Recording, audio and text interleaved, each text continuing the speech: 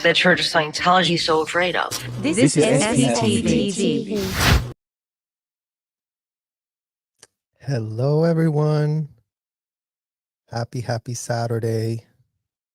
I hope that all of you are having a wonderful Saturday afternoon. I see all of you are already here chatting between yourselves. Shout out to Abdazzle. Hi, Parallel Jen. Hi, Susan. Kelly. Our favorite Kellycopters in the house. No more kids in Scientology. That's right. And give it up to our wonderful moderator, you guys, Miss Jo Spring. Thank you so much. And thank you so much for joining us on this live this Saturday, you guys. I want to start off by thanking all of you for all of your comments and your questions from our last video. I know this is a subject that is, not the easiest, and it is difficult to tackle all the things that we are having to uncover for ourselves, you guys, as we continue to sharpen our critical thinking skills and continue demanding answers, because we do have a lot of questions. And the more that we audit the corrupt media, you guys, that has been so sleeping at the wheel, that has been so,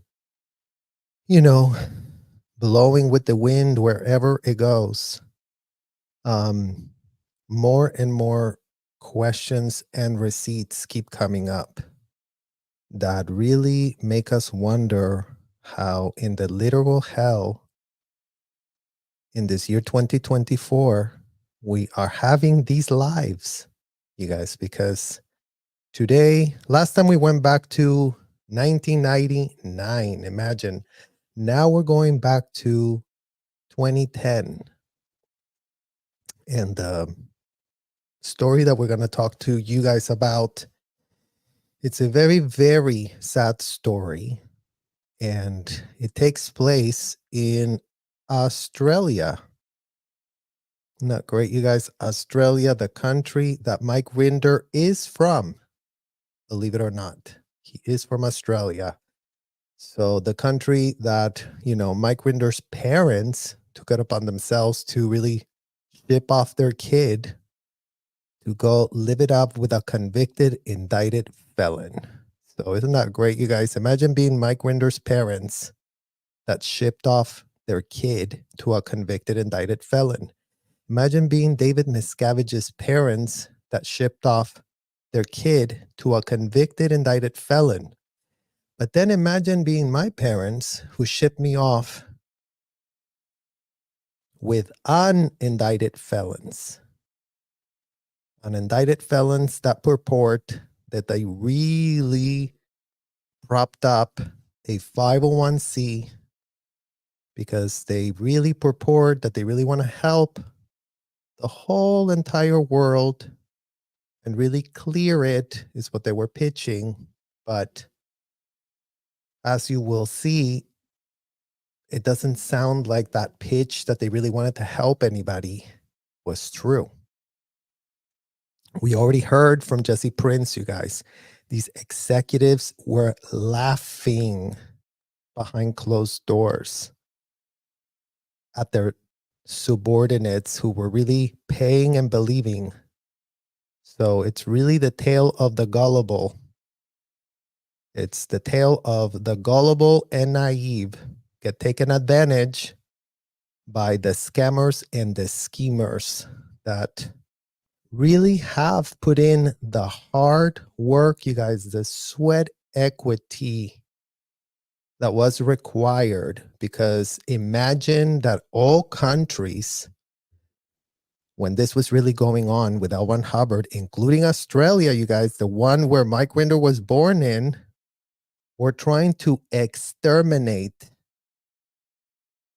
the rhetoric of a convicted, indicted felon. We're trying to ban the ability for people to get implicated, given that the rhetoric was troublesome AF. I mean, imagine that, you guys. The convicted, indicted felon that took it upon himself to write a bunch of things he pulled out of his ass. It's not working out too great for all of his gullible followers, including the ones that thought they were real smart, like Marty Rathbun, like Mike Rinder, like David Miscavige, that they thought, oh, you know what? We're so smart.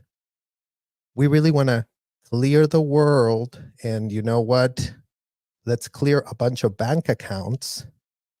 And you know what? Let's clear a bunch of minors that we can get our hands on.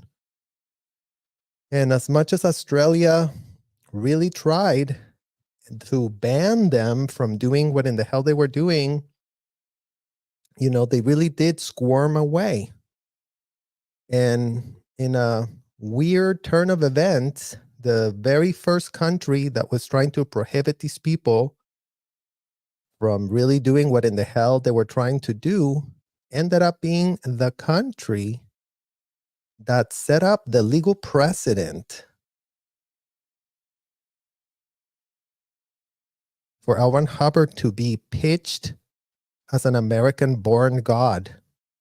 Isn't that great, you guys? The country where Mike Rinder comes from is the who and the why. And as much as, they did try to, shut it down. Oh, yeah, we're going to have a congressional whatever. We're really going to, stump out the stuff, is what Australia's politicians blabbed about. But you know what? Today, all they're doing, guys, is this. The crickets. The crickets couldn't be any louder in all of these countries that decided to side with these people.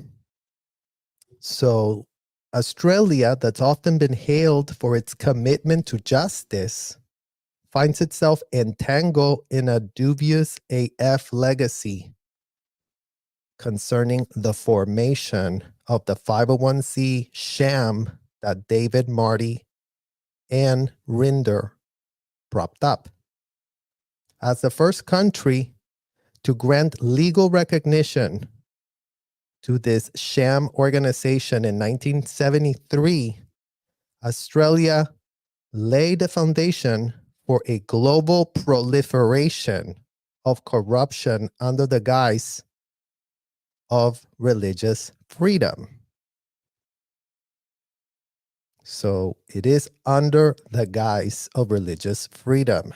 We have discussed this ad nauseum, and never mind, you guys, that finally some lawsuits are really going with the language of racketeering enterprise. Isn't that great, you guys, that it takes decades to go from proliferating a complete sham 501c that couldn't have been more sanitized by Marty, Dave, and Rinder, who were fanatical about their little daddy figure, L. Ron Hubbard, who were desperate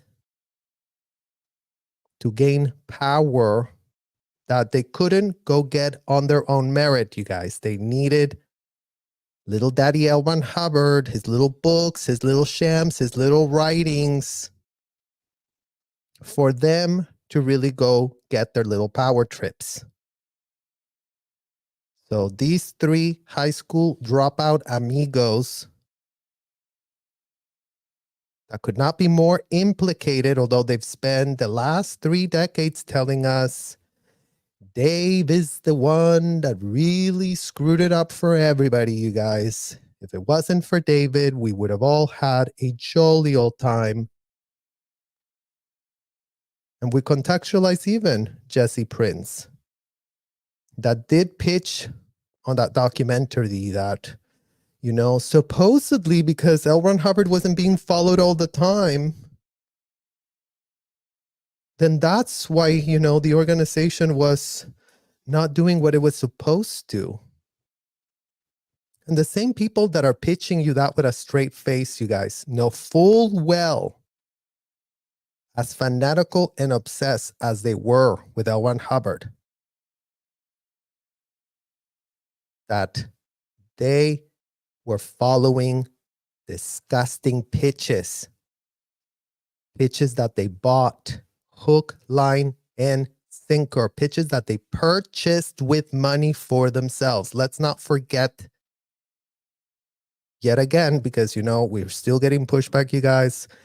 Cradle and canoodle some adults. We really need to come to the rescue. Let's bring some, little cozy blankets. Let's bring some Kleenex so they can wipe off their tears. And meanwhile, you guys, there is no tears. There's no tears coming out of any of these executives. There is no remorse. Imagine that. Very similar to Ghislaine Maxwell, you guys, who has no remorse in jail, who claims and claims that she couldn't be more innocent. Isn't that great that the people that traffic kids could not be more clueless about what in the hell they done?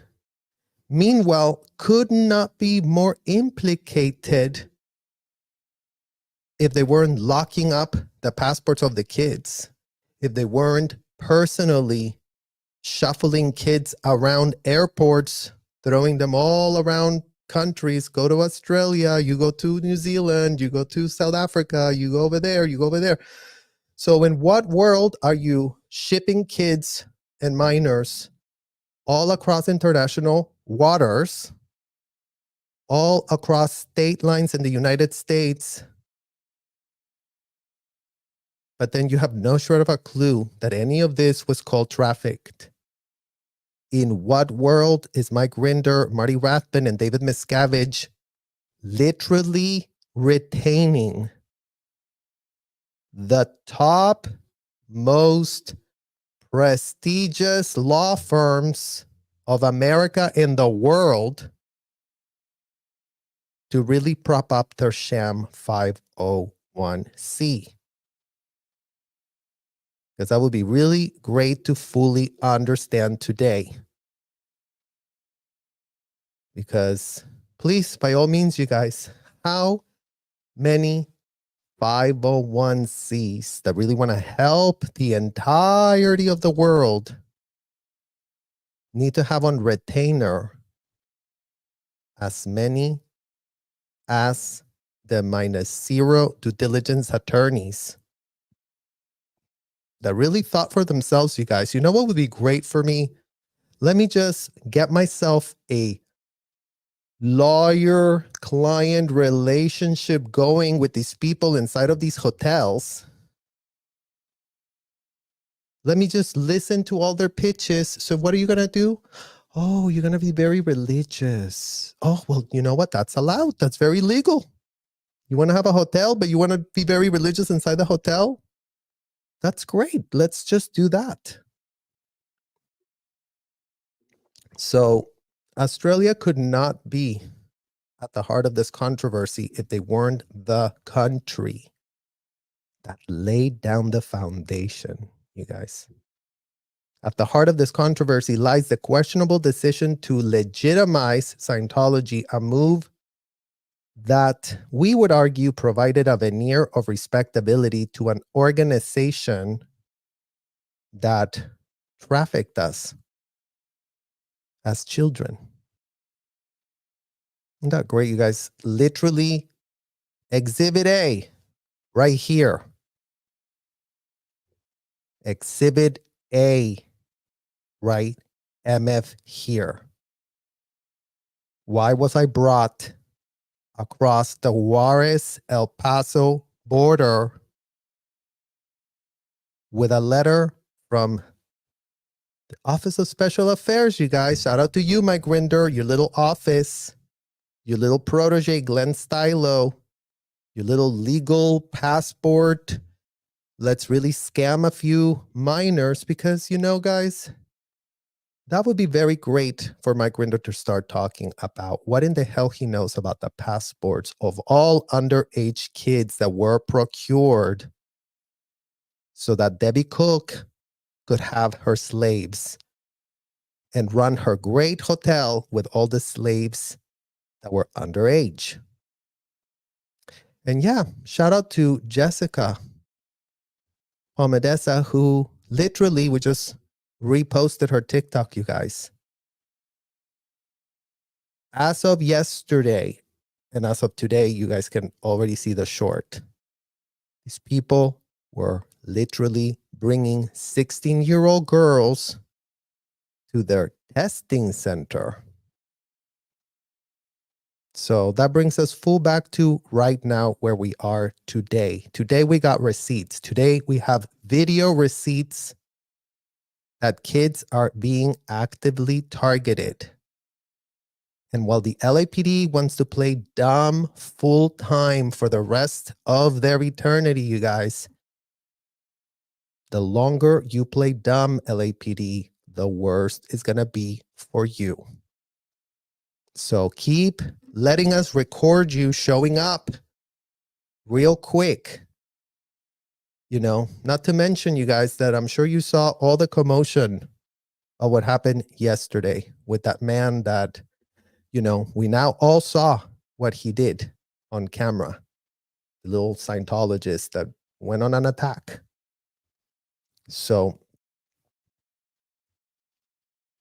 Australia's early approval has set a dangerous precedent that definitely reverberated across borders into other nations following suit, adopting the same framework. Because that's how the law works, you guys. Oh, y'all did it over there? Okay, let me see your little arguments. Oh, let me see your legal arguments. Oh, yeah, you know what? You're right. This couldn't have been more religious. The convicted indicted felon could not be more of an American-bred God. And we really should kneecap ourselves and get on our knees and do whatever in the hell these governments are doing on their knees with these executives, you guys. Literally, what in the literal hell are these governments doing on their knees, purporting they have no power, purporting they have no shred of a clue about anything? Meanwhile, yet again, you guys, they couldn't be more implicated, right? Because whatever scam protege Mike Rinder left behind in his office, scamming the visas thing, that man is working with someone at immigration that's propping him up and legitimizing and seeing all the minors that have crossed the border. It's not like we were, you know, driven by the Rio Grande, you guys. We didn't just like get thrown in a river and then brought into the country like that. That is not how trafficking works. As much as everyone wants to, you know, go check out Marisol Nichols. It all happens in a cockroach hotel by truckers, and a lot of trafficking is happening that way. Not gonna dismiss that. But you know what? A lot of trafficking is happening the way Ghislaine and Jeffrey were trafficking girls in luxury mansions, luxury villas, luxury hotels, luxury commercial buildings that look real. I mean, whatever, guys. I mean, apparently, and L. Ron Hubbard did tell these people, he did tell his proteges. And we will find that policy for all of you to know. So that's where you can see all this stuff got real polished, because they said, you know, if everything's real polished, people are not going to suspect weird shit is being done inside the hotels. So everything looks real clinical, and videos and book and way to happiness everywhere. As long as you say way to happiness, it couldn't be more ridiculous, to be honest. Way to happiness, like way to whose happiness, you guys? Because that's what we're asking. That is what in the hell we are asking ourselves right now. Whose happiness is being procured inside of these hotels?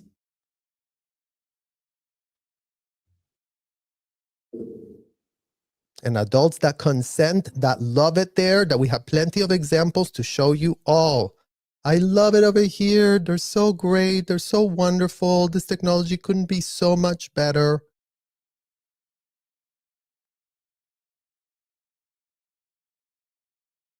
It's time to sharpen the critical thinking skills, you guys, and see through all of the simple GTS away BS that has been propagated with one intention only: to literally re-legitimize what in the hell is being done in those hotels. Because all of the conversations being had about this subject surround this false idea that a convicted, indicted felon really wrote rhetoric that allows somehow for all laws to be eroded.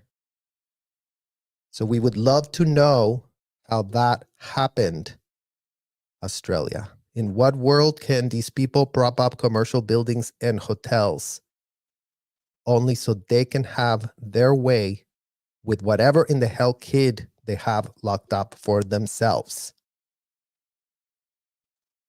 The dark underbelly of this so-called religious volunteerism, sorry about that, guys, I don't know how to say volunteerism, is exposed. Volunteerism, I mean, guys, let that sink in. Because, Mike Rinder, perhaps you can really get on the record and state why volunteers required passports locked up under lock and key. Because last time I checked, you guys, when I went to volunteer to clean up the beach, no one asked for my passport. That was quite shocking. I came prepared with my passport the first time I went to clean because I thought, gee, I'm going to volunteer just like I did in Scientology. I better take my passport with me because they better put it under lock and key somewhere because I am volunteering.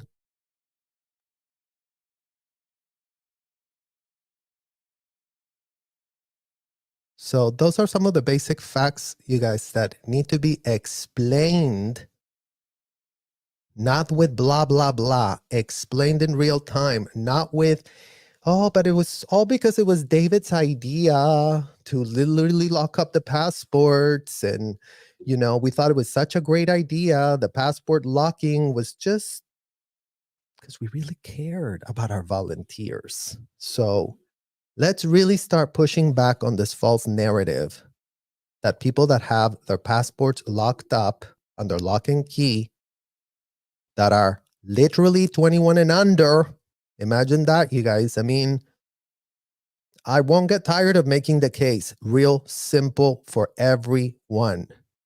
If you show up to an establishment, they ask you to give them your passport.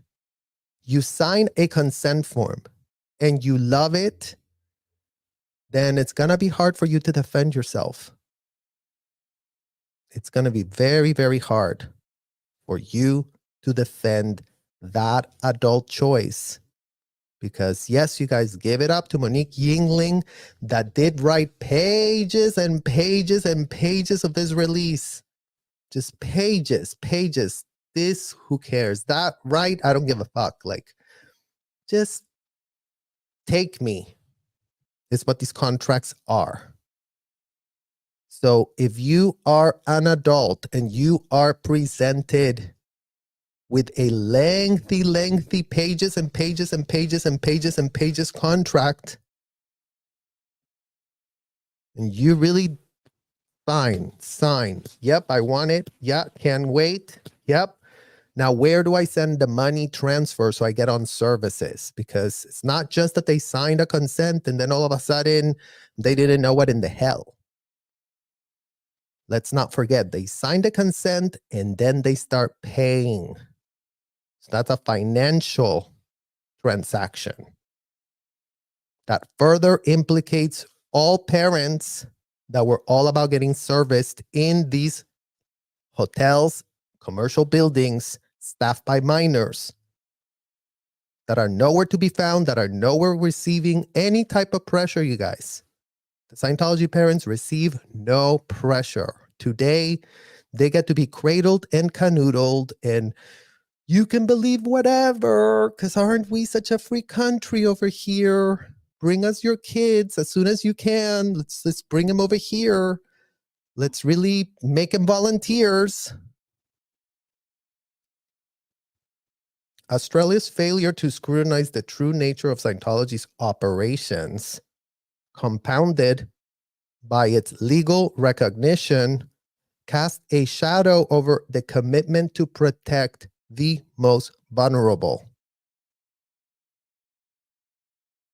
Because let's not forget, you guys, the way this was pitched to all of these legal minds, the way all judges were gaslit like that, like so easily gaslit, is because all of these adults under this,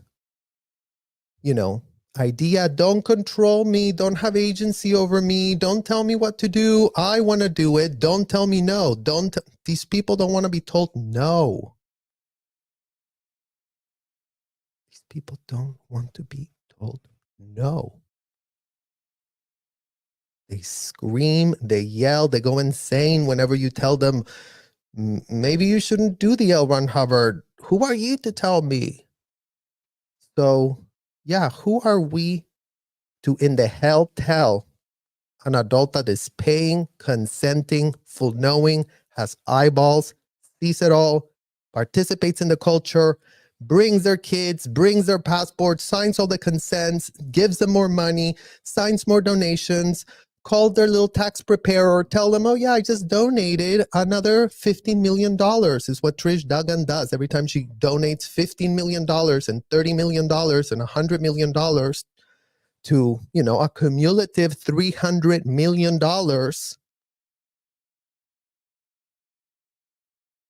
So in what world are you not implicated, Scientology parents? In what world is this a Scientology David Miscavige only problem? Because David was just so powerful, you guys. You've never met a more powerful man. What none of you guys have ever met, except for the few executives that are out there, blah, blah, blah, are the rest of the unhinged executives who are currently operating with full entitlement, with full fake AF Navy uniforms, with full role-playing, disgusting hats is what they called it. Put this hat. You are now RTC. You are now ethics. You are now practicing law without a license, Mike Rinder and Marty Rathbun and Debbie Cook and Angie Blankenship and Angie Trent and Sujan Tripichet, practicing medicine and law without a license. And if you don't know what in the hell I just said or what I'm referring to, Mike Rinder, please allow and explain yourselves in the public record from your nonprofit board position that you do hold, why in the literal hell so-called auditors, the ones that are really going to save the world, are imprisoning people against their will inside of the hotels. Start by making just that one part of L. Ron Hubbard make a shred of sense. And since you were the publicist, since you were the one that sanitized L. Ron Hubbard's image, it behooves you to real quick check. And by all means, come with your defense. Defend why underage kids were placed in hotel rooms with so-called auditors that completed a 2-week course, and all of a sudden they couldn't say no. They couldn't walk out. They couldn't put the cans down, and they were being disgustingly interrogated with questions that it would be great to know why all of you executives were so enamored to hear about sexual details of minors. It'd be very, very great to know that. Since that little pitch is not making a shred of sense either right now. Since y'all being so interested, you guys, and I cannot overstate the disgusting level of invasion of privacy. So when I say the word degenerate, it's not because I'm trying to hyperbolize and really, if you're degenerate, if you don't literally take into consideration common sense boundaries of others. Okay, Mike Rinder and Debbie Cook and Angie Blankenship and Angie Trent and Sue Gentry and Heather Hoff and Alisa Scapini and Paul Kellerhouse. All of you who eroded all personal boundaries while from the same breath telling us that you're helping us by eroding boundaries as minors. Because that's the part that is not making a shred of sense.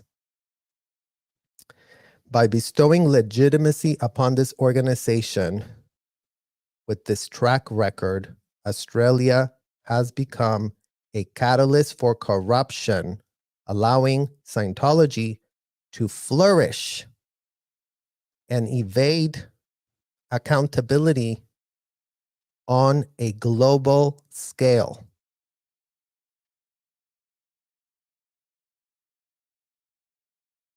So if all of you guys want to direct your ire at what country really figured out a way to allow these adults to have their little extreme role play adult games that they were all about, we're very pressed to have no one intervene between them and their little role plays.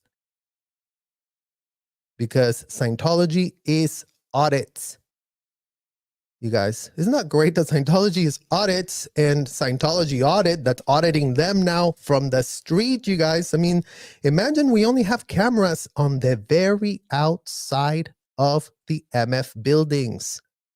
And all of you that are tuning in to watch that are already seeing there's 100 million things that don't make a shred of sense with just what you're watching from the very outside. That's what Scientology allows you to see.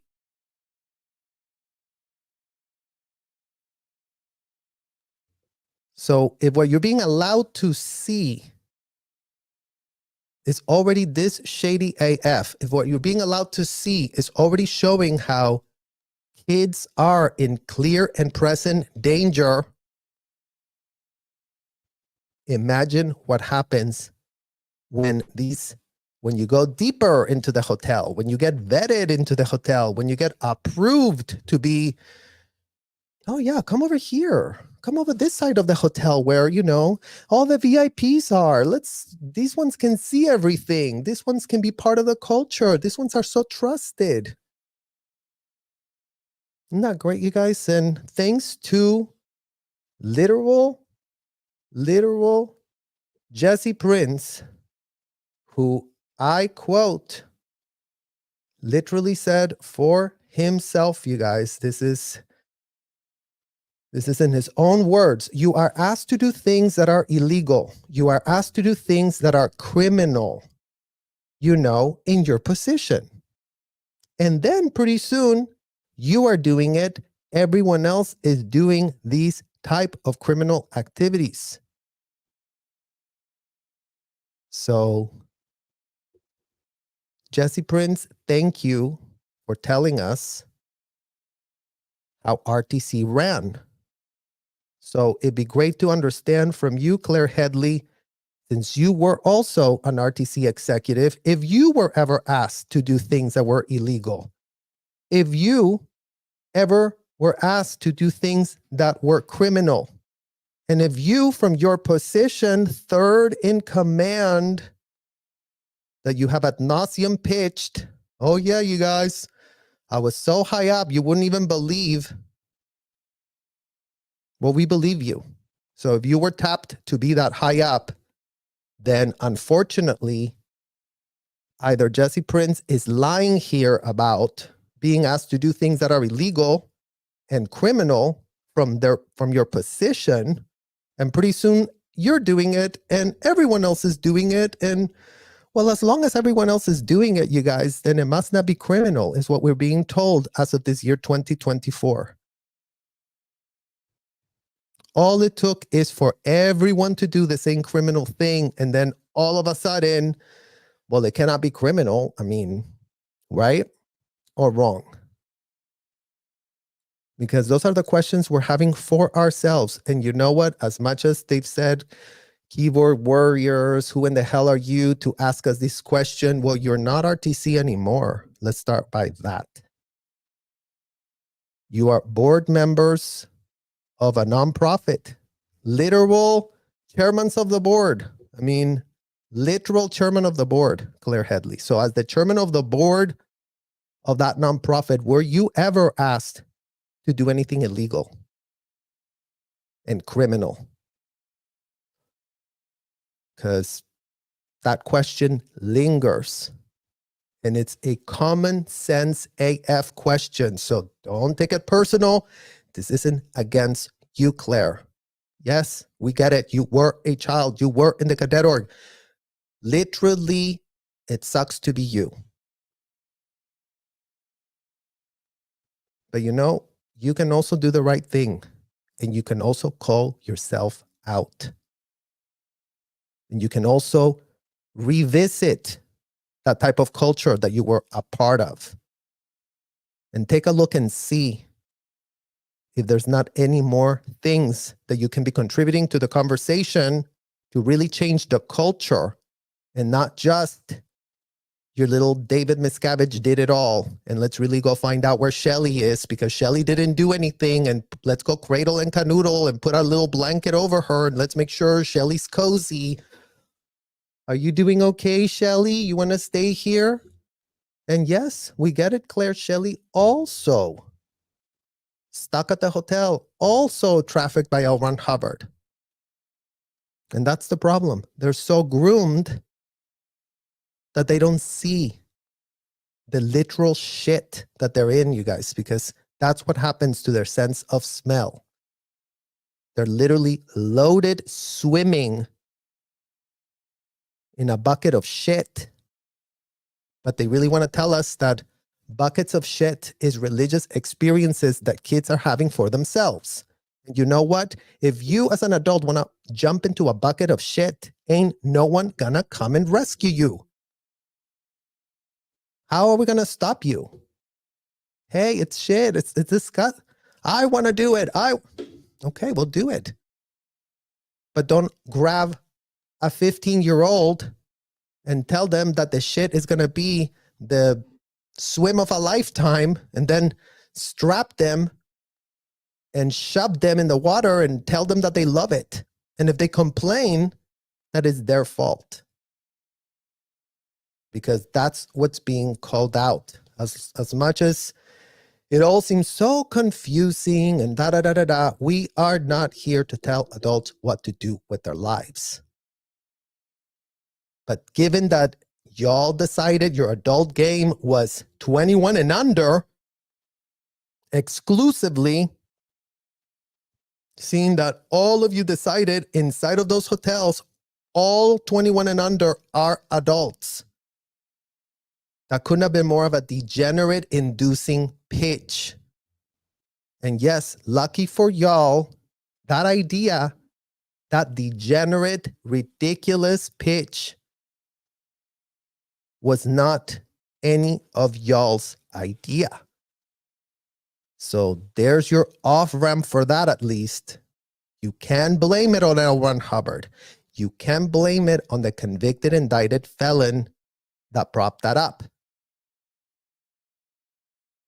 So you, Claire Headley, can then go and blame Marty Rathbun and Mike Rinder, who were working for a decade to get this thing propped up and made into a 501c. So start having those tough conversations and sharpen your critical thinking skills as if you were not the RTC rep and the golden child of Dave and Shelley because you were so tough. Well, toughen the F up right about now. Start asking the questions. Start missing the withholds. You're missing all the withholds that are all over the hotel. So sharpen your critical thinking skills and start actually confronting evil. What evil went on in that hotel and what part of it are you responsible for, given that you were an RTC rep from the point you were 21 to 30 plus? So for those 10 years that you were an adult, everything else you did before that, forget it. We'll give you an amnesty.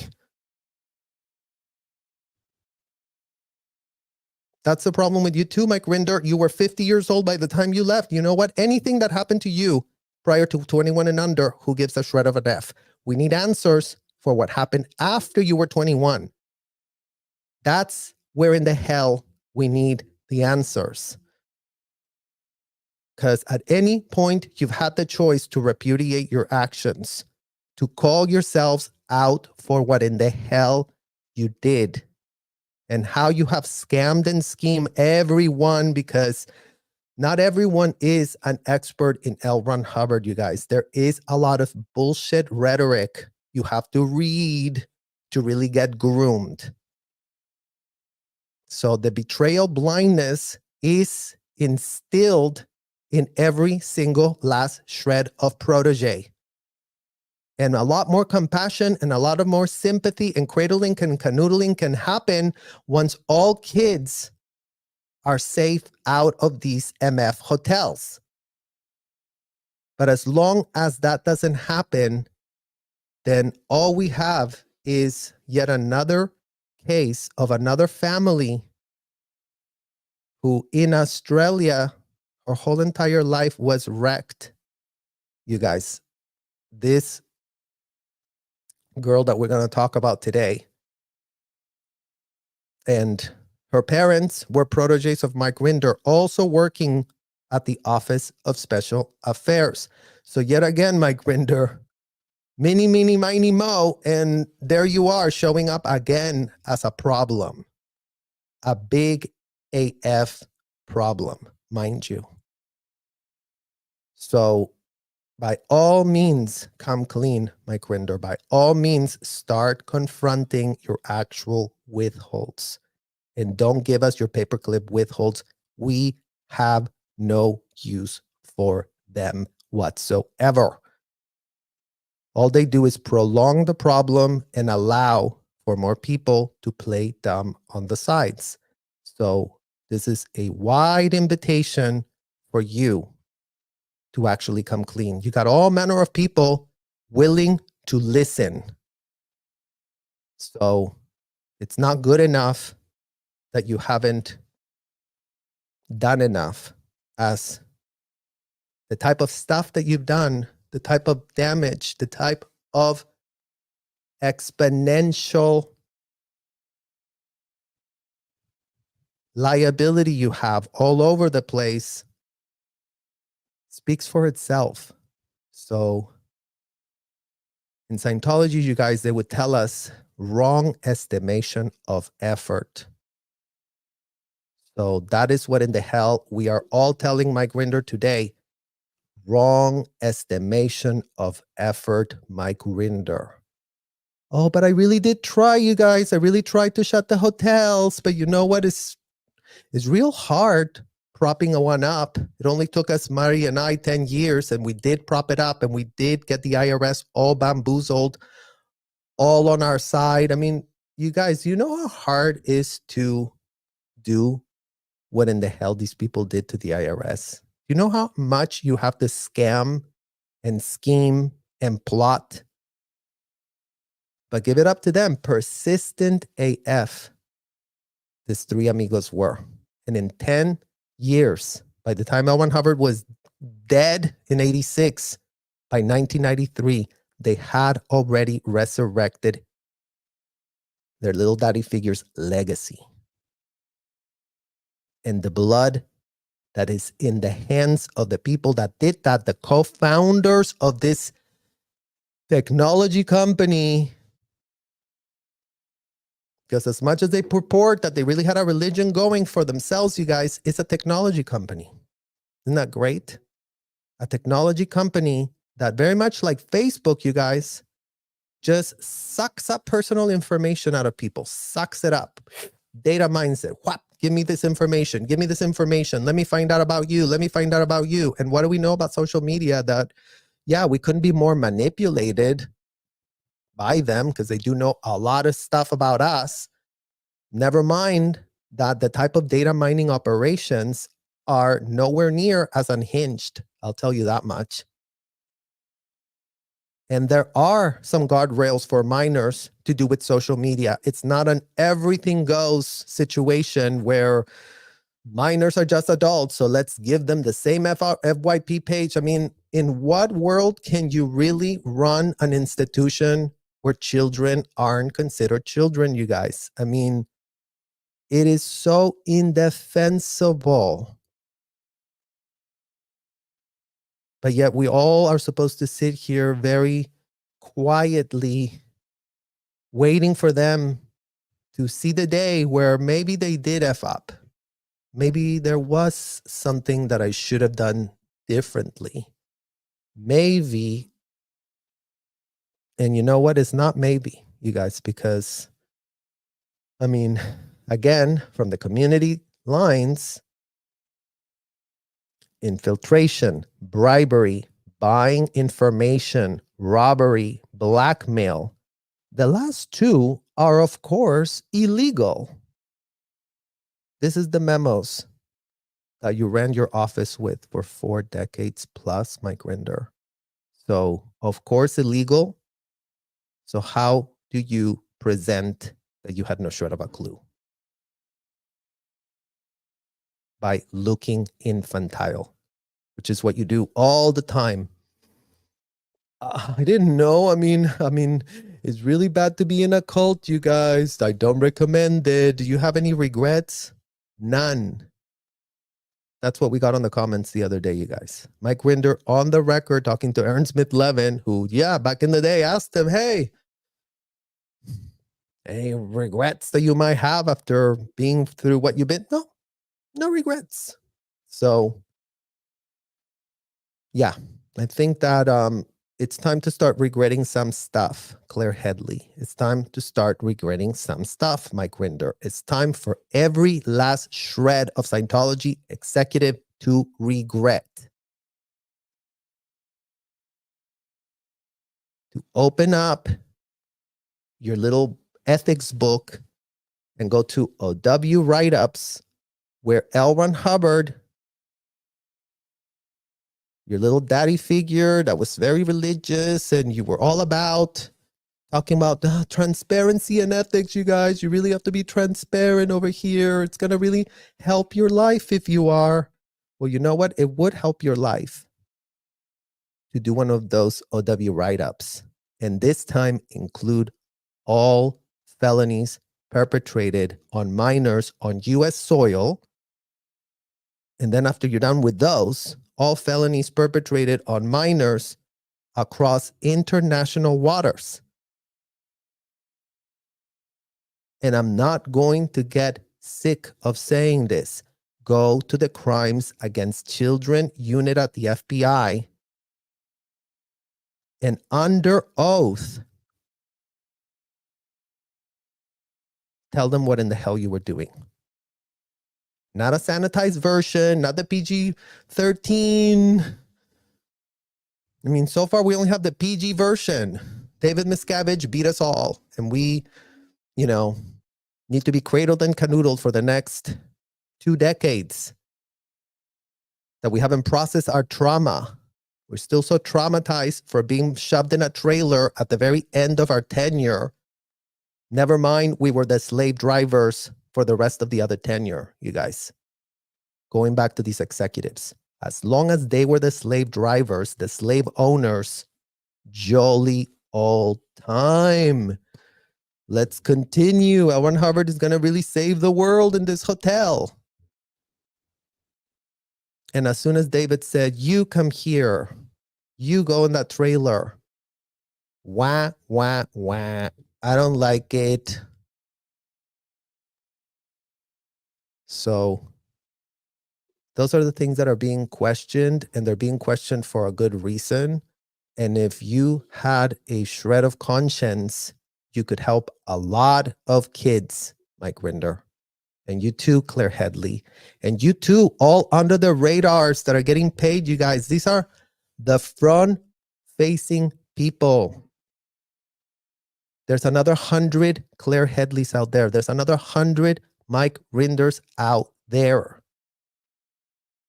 And yeah, lucky for all of you, Mike Rinder, we have gotten rid of statuses. Okay, so don't worry about it.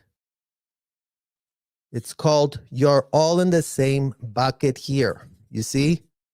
Just like that. You, Debbie Cook, Claire Headley, Angie Blankenship, Pilar Saldarriaga.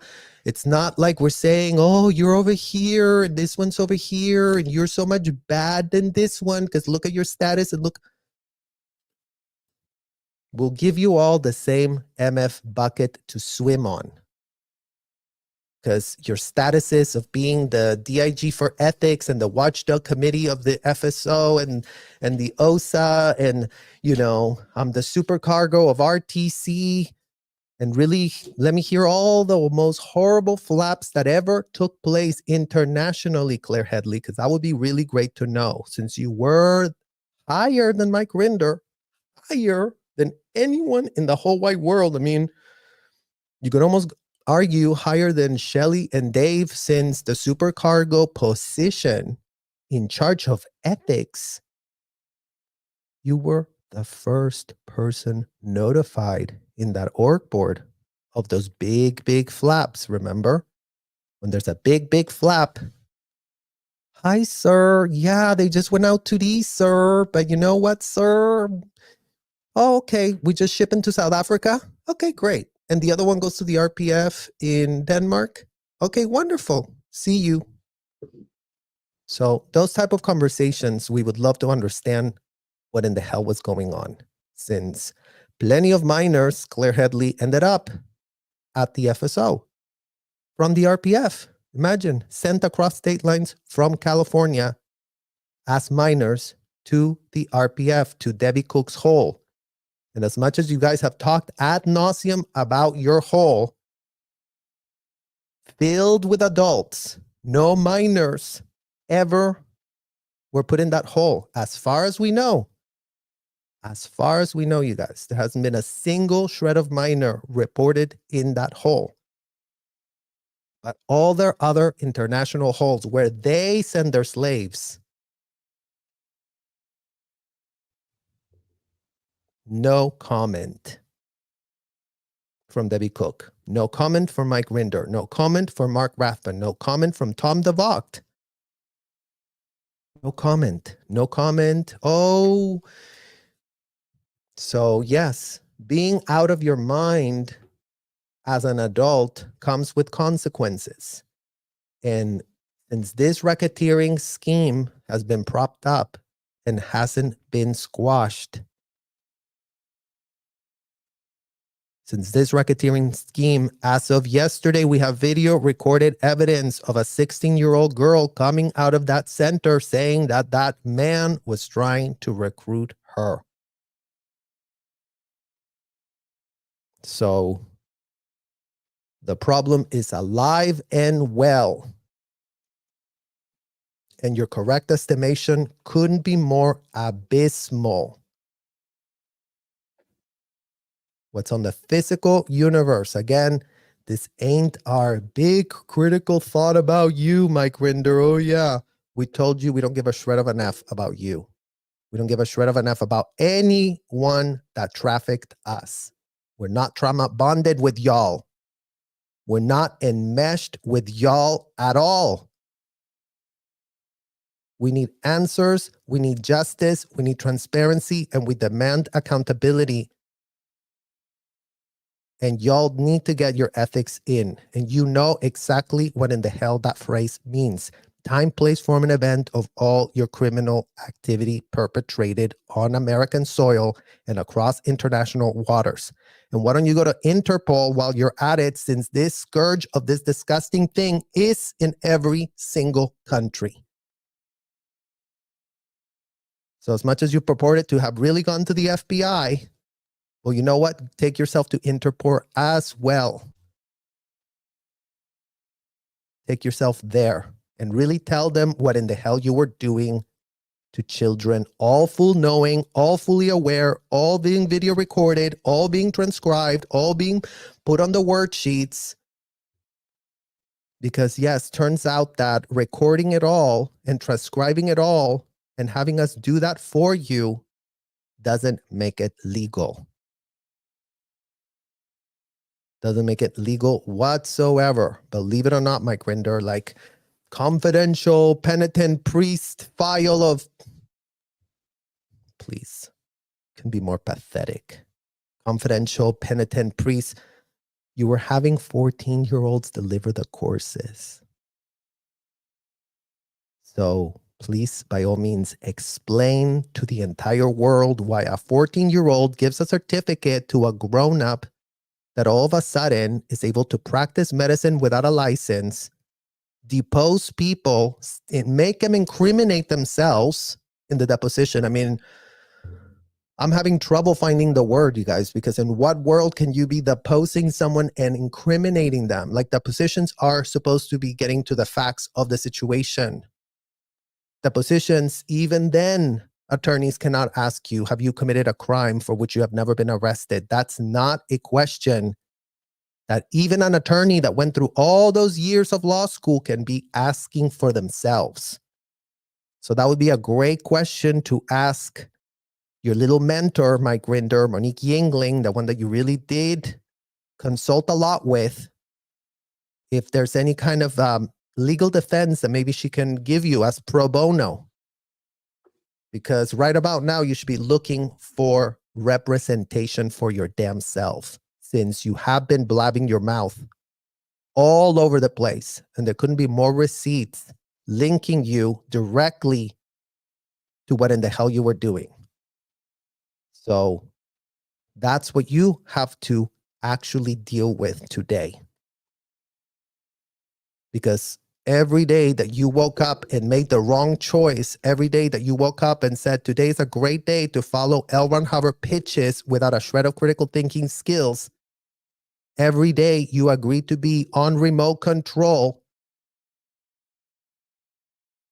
to continue to proliferate this conspiracy, is all the days you owe answers to. So there's plenty days that you've done this. So there's plenty questions coming your way. And yes, we are allowed to ask questions, you guys. Asking questions isn't, they're attacking me. What? Don't project. You made kids inside hotels, Mike Rinder, fair game. You made us fair game. You made our passports fair game. You made our sexual life fair game. So as much as you purport, oh yeah, fair game, got canceled and we only did it over there to some adults, you were doing it to the kids inside of the MF hotel. So stop playing dumb already, because playing dumb is something that we are literally allergic to right about now. We couldn't be more nauseated having to be bringing up all of this. You were supposed to whistleblow. You were supposed to carry all this weight. You were supposed to really open your mouth. You were supposed to use all those legal mentorship years that you had paying all the best attorneys. Really come help us, guys. Really come help us. Here's another 10 grand for you. Here's another 40 for you. Here's another 80 for you. Here's another 100 for you. Really do come help us and advise us and protect us so that, we really can, run our hotels unhinged. So put those little legal mind mentorship that you did get, Mike Rinder, not like us that were stuck at the hotel regurgitating L. Ron Hubbard out of our literal mouths.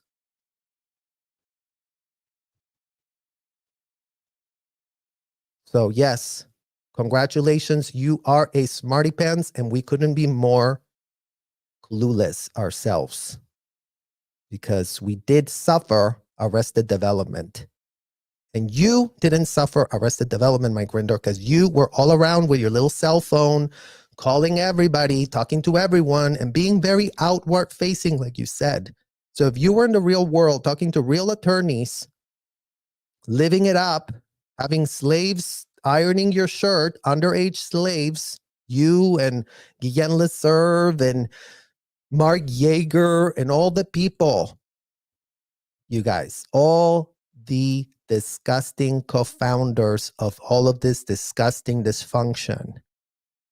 Ad nauseum, they have pitched themselves as the executives. They were the slave owners.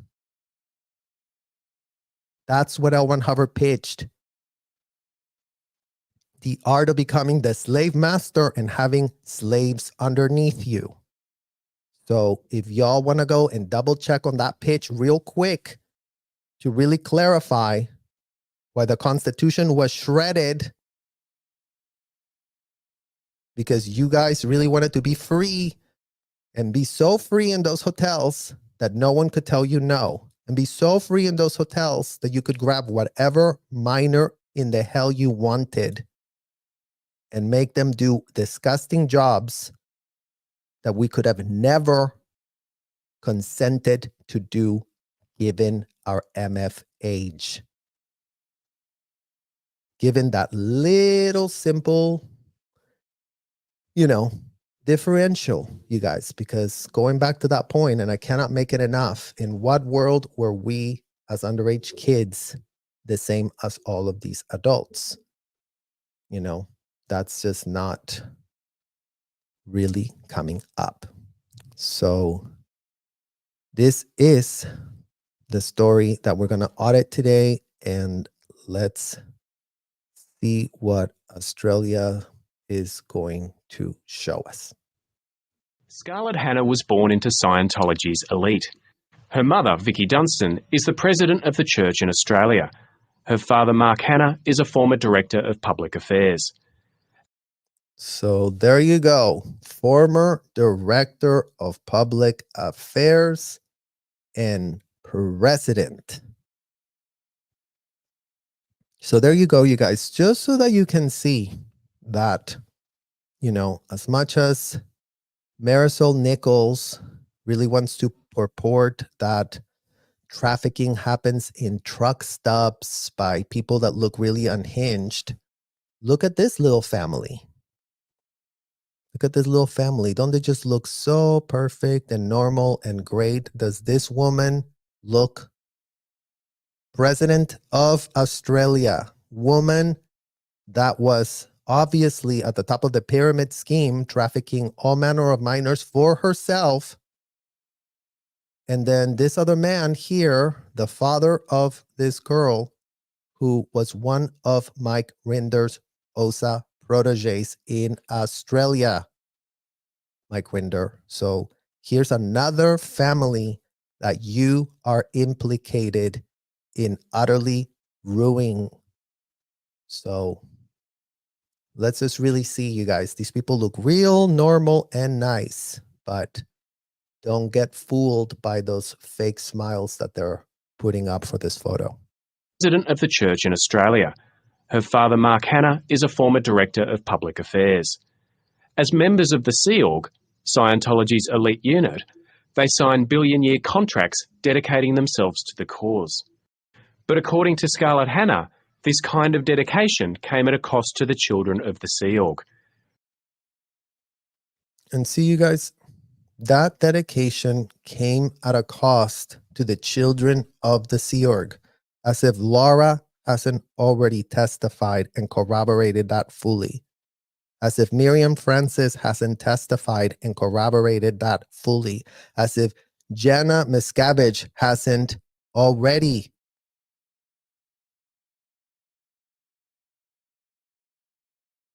But our parents were out of their MF minds. They couldn't have been more obsessed. They couldn't have been more acting like drug addicts. And that is the only place where I can go, okay, let's have a little compassion for the addicts, since they are out of their minds, since they couldn't be more under undue influence from hell. You know, but even in addiction and recovery, you guys, it requires for the addict to want to get better. It requires for the addict to move their feet, to really start leaving the toxicity. As much as interventions can happen, it doesn't stay like that if the addict has not decided to not engage in the self-destructive behavior. So yes, L. Ron Hubbard made all of his proteges full-blown addicts, deranged out of their mind. You could always be like, well, you know, is the crack addict really that violent? Or maybe they're just being violent because they're under the influence, right? So we can give them that much grace. Okay, well, it was the rhetoric.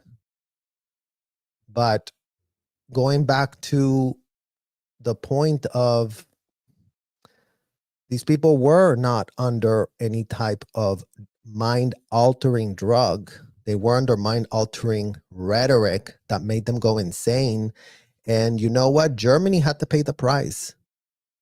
Germany had to pay the price when they propped up their own version of L. Ron Hubbard, Adolf Hitler, that really did tell all his proteges, we're so superior, you guys. Just come over here, come to our event. Let's all have an event. Let's really all talk about how superior we are and how much we will control the world, and we will really have a very superior race, and we're really gonna better everything by being so egocentric and narcissistic AF.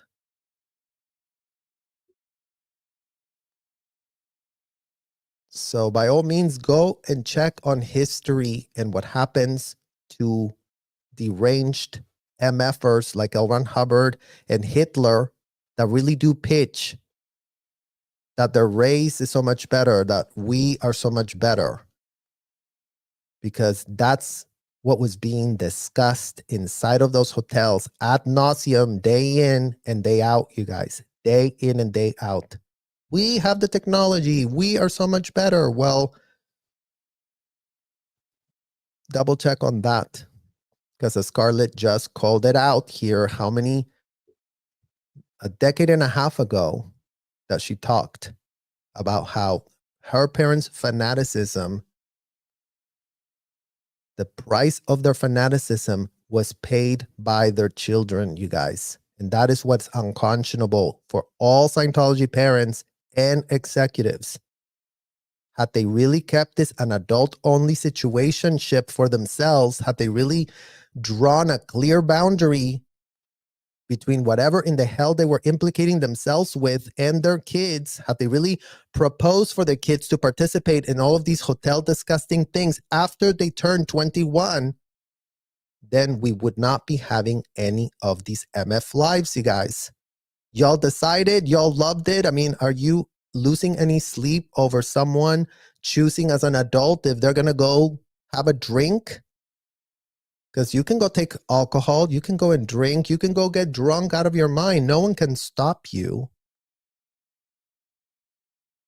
So that is where the adults and the Scientology parents are running into a problem, trying to launder their image as if they had no shred of a clue. And the kids have had to pay the price over and over and over ad nauseum. Never mind that yet again, Scarlett, who did this segment a decade and a half ago, got nothing as a result of doing it. Got no change accomplished as a result of doing it. It just went ignored. It just went to another one of these supposed Corporate media really let's expose the issue, you guys. Let's expose it as long as we made money from this segment, and let's not follow up on anything, and let's just pretend that, well, you know, it sucks to be them. Here's the info. Better luck next lifetime is what all of us kids that grew up in Scientology are told by everyone, you guys. The court, you should have figured it out earlier that you were trafficked. How dare you wait this long? No statutes of limitation. We can't do a shred of a thing for you. Corporate media. Oops. Sucks to be you. We really want to find out about David Miscavige and how he likes beating people, because that really sells our news as the Tampa Bay Times. Very, very pressed to hear any detail anyone can share to them about David Miscavige. You know, because they really did make best buddies with Marty, Debbie, and Rinder. And they really put up a headline, a ridiculous headline talking about the truth rundown, which literally was the lies rundown. With the little editor of the Tampa Bay Times. Oh yeah, let me really write this thing. The lies run down. Let me really bring everyone up to speed as to what is going on inside the hotel. So what's going on, Debbie Cook? Okay, let me stenographically type this here because I didn't go check. I didn't go see. I have no eyeballs inside the hotel. I have no one to go inside. Imagine you guys, Jessica and Streets LA have more eyeballs than all the entirety of the newspapers of this country combined that they've ever spent for themselves. Skin in the game. Skin in the MF game is what in the hell it's called. But the corporate media has just grifted out the pain out of every single victim. For what? Bingo, to do the exact same thing that Scientology did to us. Exploit. Our profit margins are looking real good, you guys. Those Scientology segments are real paying off, and, you know, we're really going to get somewhere. And look, as of 2024, you guys, we are getting nowhere. And we got the receipts to yet again, in case all of these executives want to be like, oh my God, you're hyperbolizing. All the things that we've done so far have been so great. Well, why in the hell are 16-year-olds showing up on a videotape being targeted by these centers? And why is Jessica the only one that seems to be able to have the time to collect that type of receipt? Because right about now is what we really need to understand. Where in the hell are the rest of the Scientology parents as a collective, you guys? Tons of them implicated AF and nowhere to be found, nowhere to be advocating, nowhere to be going to the authorities. All they want is cradling and canoodling for themselves. Really do help me. I really want to be helped. Not that I'm an old person and literally threw my life down the drain, all full knowing. Really helped me not have any adult repercussions from all of that dysfunction that you personally all participated in, Scientology parents. This problem wouldn't exist if parents were not feeding the kids to Mike Rinder, Marty Rathbun, Debbie Cook, David Miscavige, Shelly Miscavige, all the people that wanted kids would have gotten 0 kids had the Scientology parents not been willing co-conspirators in trafficking their own kids. Willingly, you know, not having to pay anything for their 12-year-old that just joined the Sea Org, Serial Balmelli. Little Barbara that was there at the Fort Harrison, you guys. We saw him in our last video. Serial Balmelli was a tiny, tiny kid in CMO, abducted by Angie Blankenship, who really did have a whole entire stable of minors, you guys. 12-year-olds, 13-year-olds, 14-year-olds, 15-year-olds, 16-year-olds. Guess how old Valerie Haney was when Angie Blankenship abducted her to go work for her as an MAA? 16. So Angie Blankenship is one of the most unhinged women, given that, very much like Debbie Cook, running the hotels at the Fort Harrison, her whole organization was literally composed of minors, the messengers. So yeah, L. Ron Hubbard liked them young. And guess what? So did his proteges. His fanatical proteges couldn't have liked them more young themselves, because that's what they went around doing, recruiting young, good-looking kids. Who grew up in what was known as the Cadet Org. The best way I can describe it is cattle. We were property of the organisation.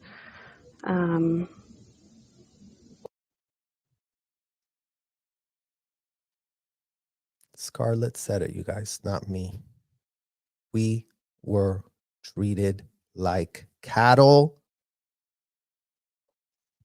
We were treated like cattle. We were property of the organization. So in what world are we cattle being treated like property while also having a volunteer contract being imposed on us, while also having dead bondaged AF? These people were invoicing each course we did, you guys. Really do sign that invoice. Here's $5,000 that you're now in the hole. So hopefully you never want to leave, because your freeloader debt will be up to $100,000. Imagine me, you guys, knowing that I owed these MFers over $100,000 by the time I was 21, and having to walk out, not ever having had money for myself, but just not giving an F. I mean, at that point, I couldn't stand being abused. I couldn't stand abusing others, because it is a double-edged sword when you're an L. Ron Hubbard protege, you guys. So that is what's being called out on all of these people. Yes, you're being abused, but guess what? You should be more sorry about how you were abusing others, giving sense. All of the abuse of others came with complete deranged sense of false entitlement by the 2-week courses that you were having minors administer, by the 2-week courses that minors such as myself were giving these people certificates, you guys. I couldn't be more nauseated and disgusted that it was me who Marty Rathbun tapped to go train these disgusting people how to interrogate others, because I was so good at it.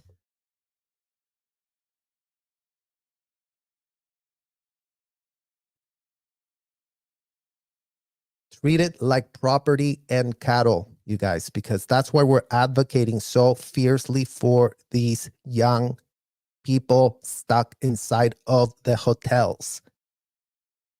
Once these MFers sink their claws in you, all of a sudden you're doing their bidding. All of a sudden you really think that being an auditor means something.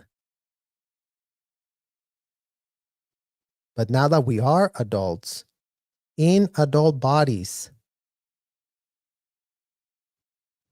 we realize that disgusting practice of locking up people against their will could not be more deranged and disgusting. And where is that type of repudiation on the public record over what Scientology is? God damn it.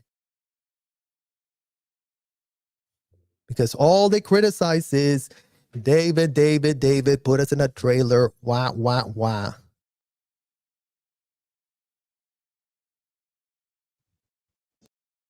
Although they would like to say that we weren't, we were. children of Sea Org members. There it is, you guys. There it is. Photographic evidence of underage kids being trafficked.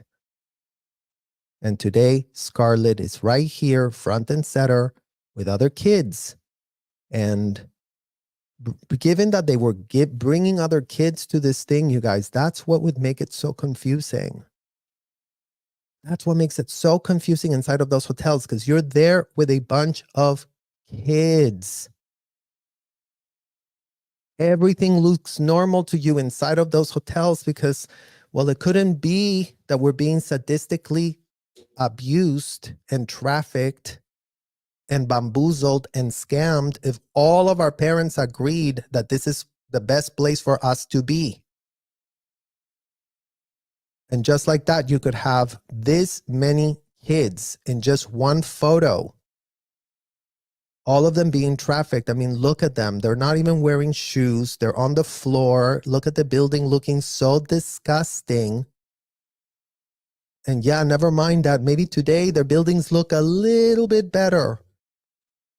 And that's only because they've already amassed over $3 billion. So this idea that you cannot be trafficked in luxury couldn't be more disgusting and false. Because the building where you're being trafficked doesn't matter when you don't have a shred of agency for yourself. Just to set the record straight for Marisol Nichols and for all the other traffickers in those hotels that don't want to have that cognition for themselves today, that don't want to realize that very much like Ghislaine, she followed on the footsteps of a disgusting, deranged man, and look how it turned out for her. You know, maybe Ghislaine could have just been socializing and going to dinner parties all by her own self. But then all of a sudden, she was there with Jeffrey. Then all of a sudden, she got into that little adult game. All of a sudden, very much to how Jesse Prince told us it happens, you're asked to do illegal activity, then you're doing the illegal activity, then you're doing the crimes, then you're committing crimes, and everyone's going on a crime spree. And nobody gives a shred of an F because it couldn't be normalized. It couldn't be more what in the hell we are entitling ourselves to do. But that doesn't mean that they're not deranged out of their minds. That doesn't mean that they're not being completely incongruent with the reality of how life operates on planet Earth. And yet again, in what world can you have a 501c and all of a sudden prop up impenetrable hotels that no one can go inside and have a shred of oversight? Because right about now, Debbie Cook, you should be explaining that to everyone, since you are cashing a ton of checks for yourself. Start explaining why you wouldn't have a single shred of eyeballs inside of that hotel unless you knew they were coming, unless you were preparing everything ahead of time, unless you were preparing us, you guys. We would be drilled.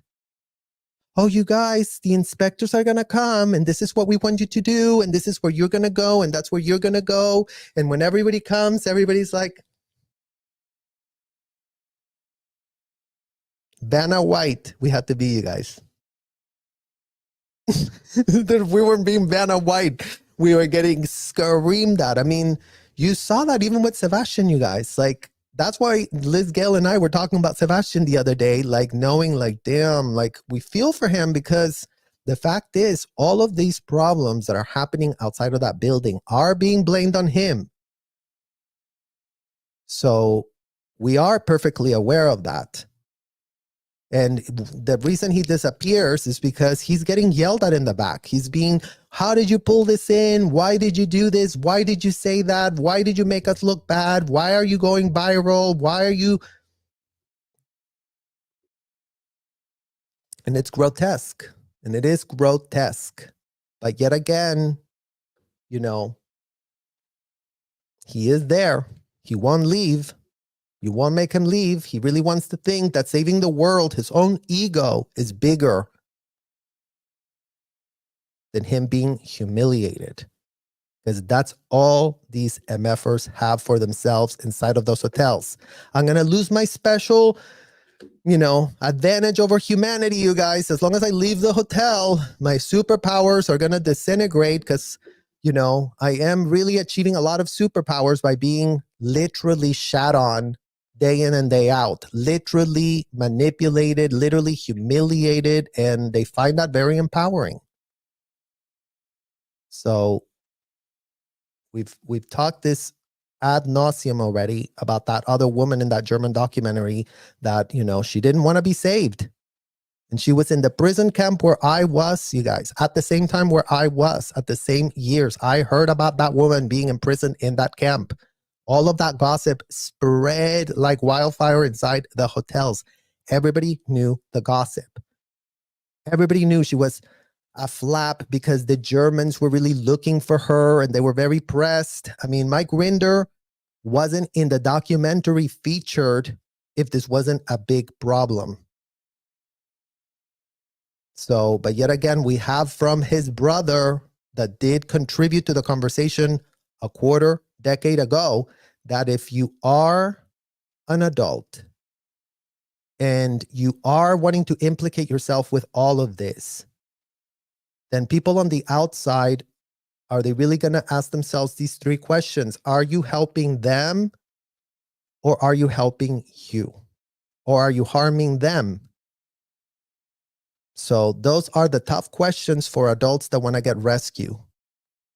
Are you helping that adult that doesn't want to be rescued? Are you harming them by rescuing them when they don't want to be rescued?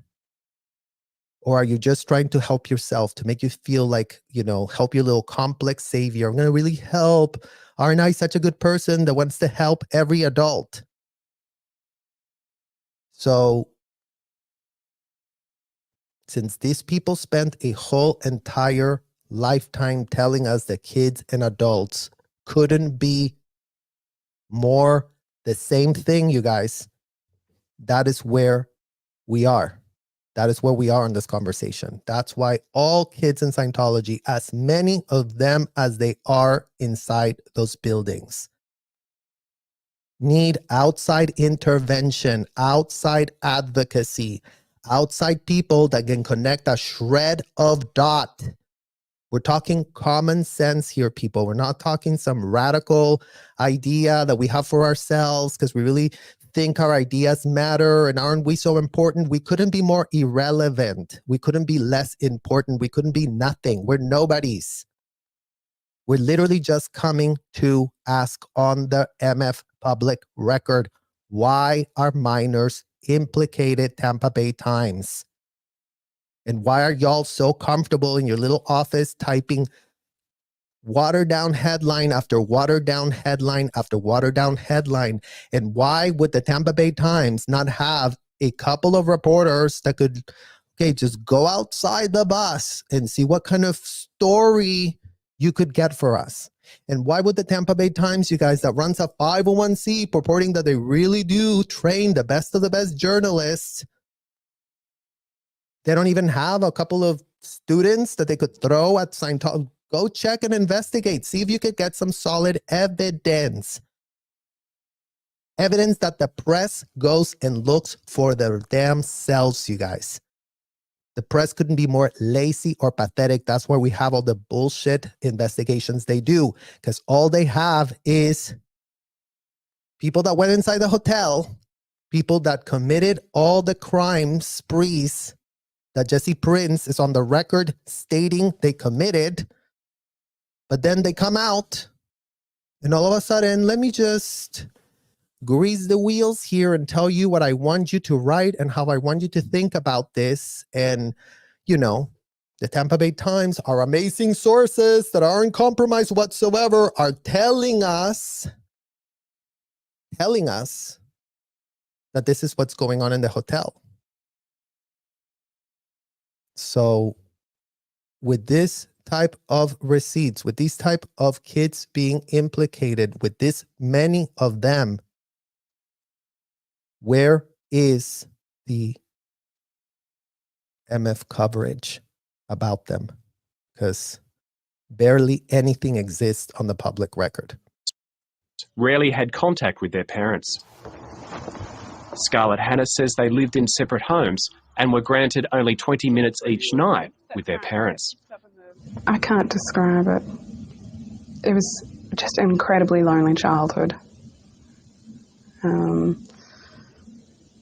I had no one to talk to or to look after me or to ask me how I was after school or, any of those things that most of us take for granted. The Cadet A very, very lonely childhood is what we were given, you guys, given that we were given no childhood, given that all these adults pretended that our childhoods didn't exist, that we were just adults, and purporting that, they were doing us a solid by calling us adults. Because that's what I very much remember. Oh yeah, we're doing you a solid. You are a Dayton. That's so much special than being a body.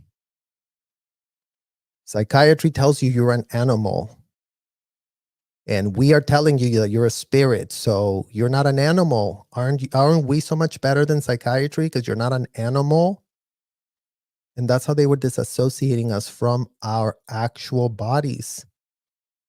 Imagine getting that pitch and you're 5 years old and you don't know what in the hell these people are talking about. And you just have to pretend that you do because, I guess they're saying this is the situation. So I guess that's what it really is.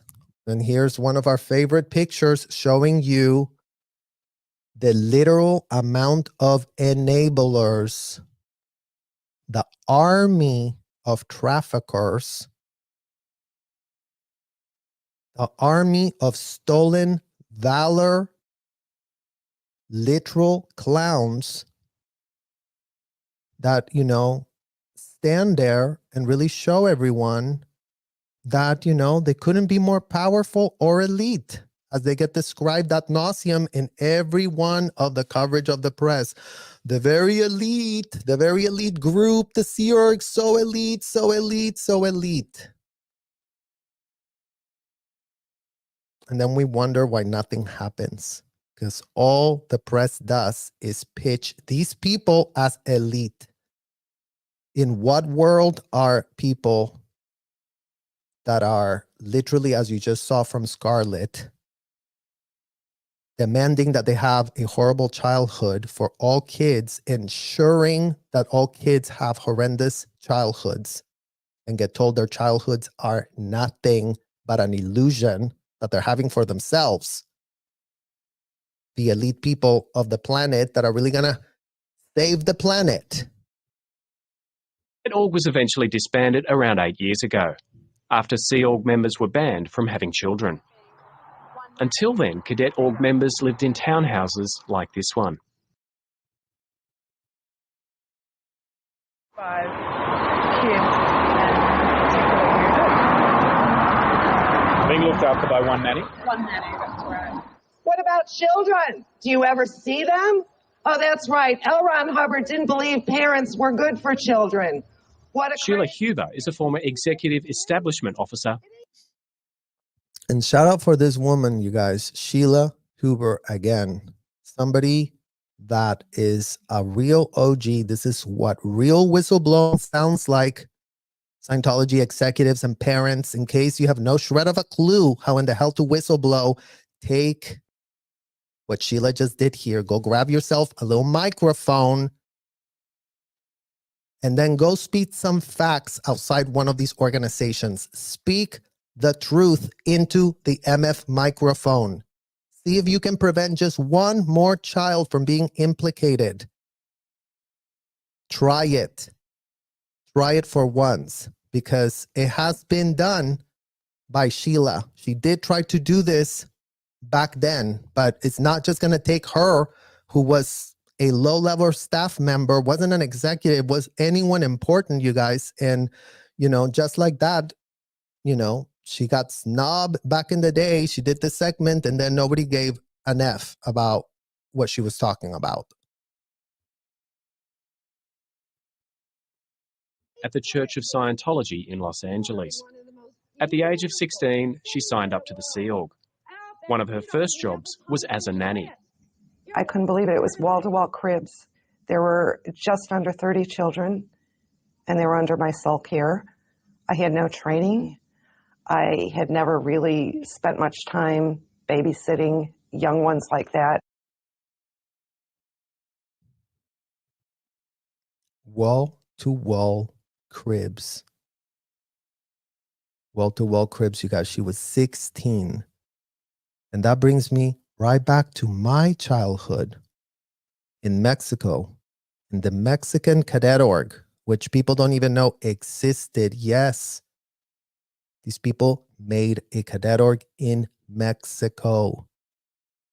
There were hundreds and hundreds of Mexican parents implicated, such as mine, signing the building year contract, neglecting their duty as parents, dumping us at the top floor of a previously dog training facility where it was wall-to-wall cribs, where it was another 16-year-old nanny that was supposed to take care of all of us.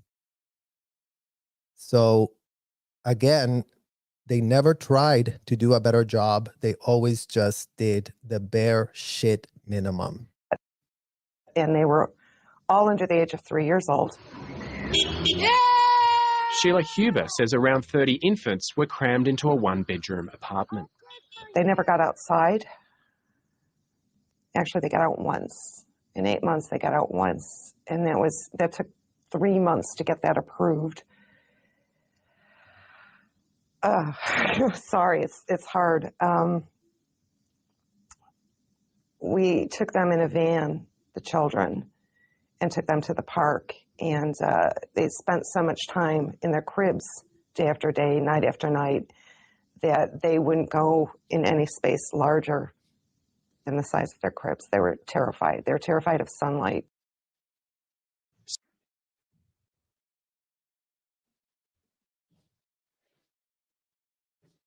Kids terrified of sunlight because they had never left their crib.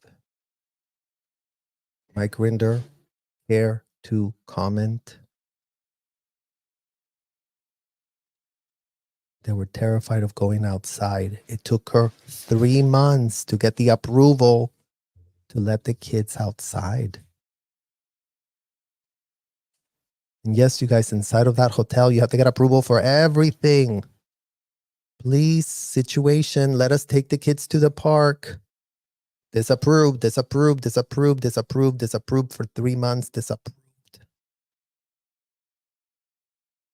And these poor kids literally scared when they see the sun and are outside to their great adventure of going to a park for once in their life. So let that really sink in again, Mike Rinder, since this all happened in your home country. In your literal home country is where you brought the scourge of this disgusting hotel operation, where minors were y'all's victims. Stop playing dumb. And all you people that want to still cradle and canoodle, go and cradle and canoodle them over there. Don't try and convince us what in the hell we saw. Don't try and convince us that our traffickers should get a lot of leniency and a lot of cradling and canoodling because haven't they had a tough life? Because if you feel that great about it, then go and also cradle and canoodle Ghislaine. Since trafficking is trafficking is trafficking. And at least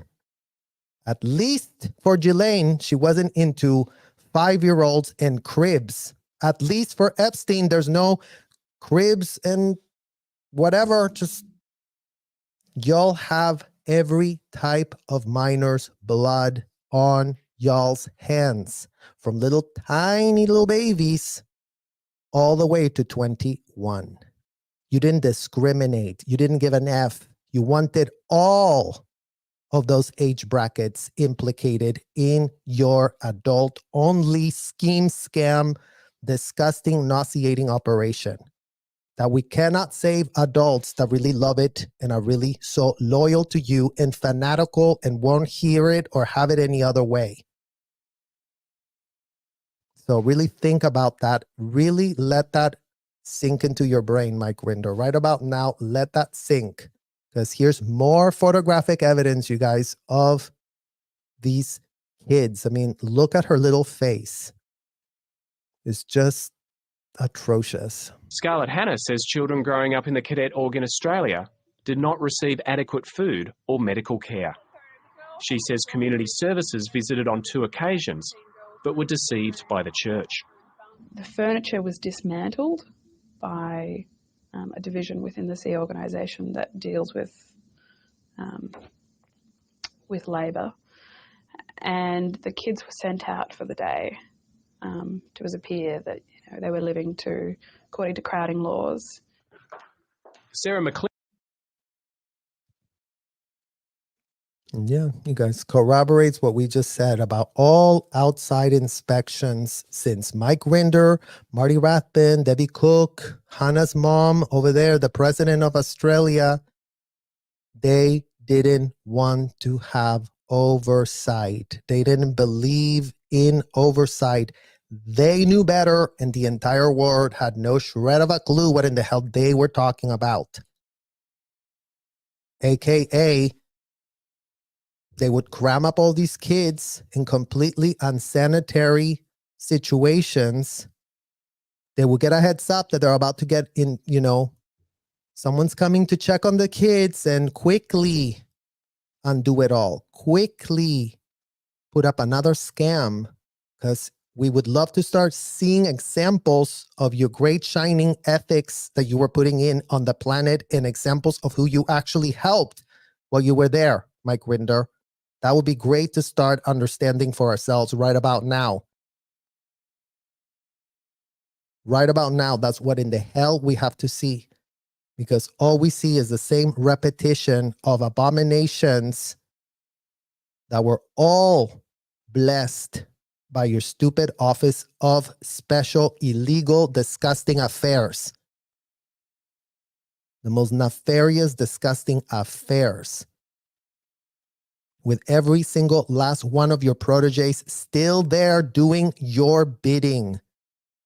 Imagine that, you guys. Imagine you're the leader of the Office of Special Affairs, the one you funded, and then all of a sudden you leave, and then the proteges that really respected you back then, that really would call you sir. Oh yeah, here comes Mike Rinder. Oh sir, where can I do this? Oh sir. Now they don't give a shred of an F about him. So your power couldn't be more pathetic, Mike Rinder, since you cannot even influence your own out-of-your-mind proteges that you left behind for yourself.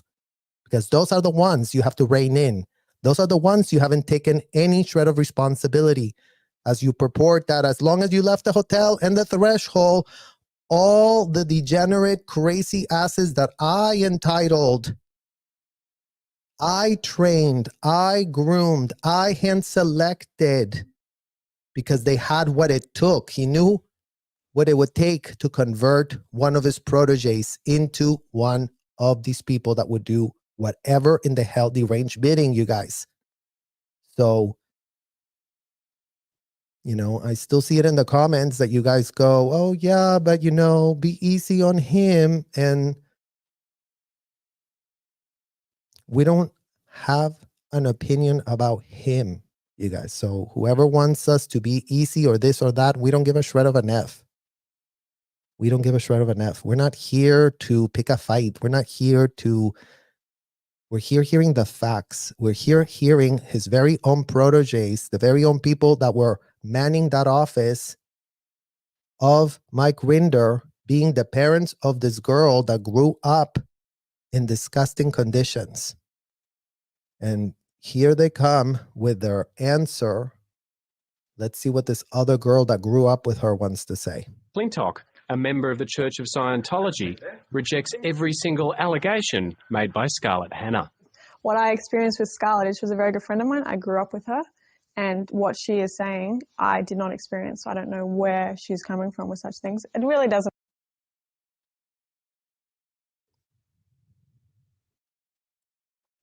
I don't know where she's coming with such things. Isn't that clever, you guys? Isn't that so clever? I don't know where she would be coming with such things. I didn't experience it. The sanitized, ridiculous talking points, the training this girl received by Mike Rinder's office. Let's really clean this all up, you guys. Let's really, make the coverage a little bit more fair. Let's really bring her best friend that really do grow up with her to, say, I have no idea where she's coming from. I would not know. I wouldn't have a clue. And this is where you see, you guys, like the level of it's the same as, I don't know if you guys ever saw R. Kelly's girls when they were literally still under the influence of R. Kelly coming out and, crazy out of their mind, deny everything. And I don't know where in the hell anyone's coming from. We love it in there. Until they even had to realize for themselves that they were sick. That they themselves were sick. And that's why they were so goo goo gaga for all the abuse. So this girl here is just another sanitized drone that Mike Rinder's office put up to really sanitize the disgusting legacy of the convicted indicted felon, L. Ron M.F. Hubbard. Doesn't make any sense to me because I grew up with her. I was there with her, and I think people are giving her things to say personally. I love that she just said that, you guys. Oh, and I think that people are giving her things to say. Not great, you guys. Not the little line we also hear from the people that are at the center. Oh, yeah, they're only doing that because, people are telling them that and people are giving them money to do that, to harass us. Like, stop paying people to harass us at this abduction center of minors that we have for ourselves in Hollywood. Imagine, you guys, they've been operating that center for many, many years. And William, Streets LA, and Jessica and all these kids, they're just showing up now. Just a little bit of scrutiny, and they're already breaking the F down. If you are a legit business, if you're doing something to really help the MF world, you would think that a little bit of an audit from the literal street, from the literal sidewalk, because you've seen how pressed they get when they want to go inside. Like, oh, hell no, you can't, trespassing, call the police. And you know why that is, you guys? Because that's what is called in Scientology. They have a missed withhold. Scientology cannot stand a shred of scrutiny. If you aren't groomed, you can't go in. Period.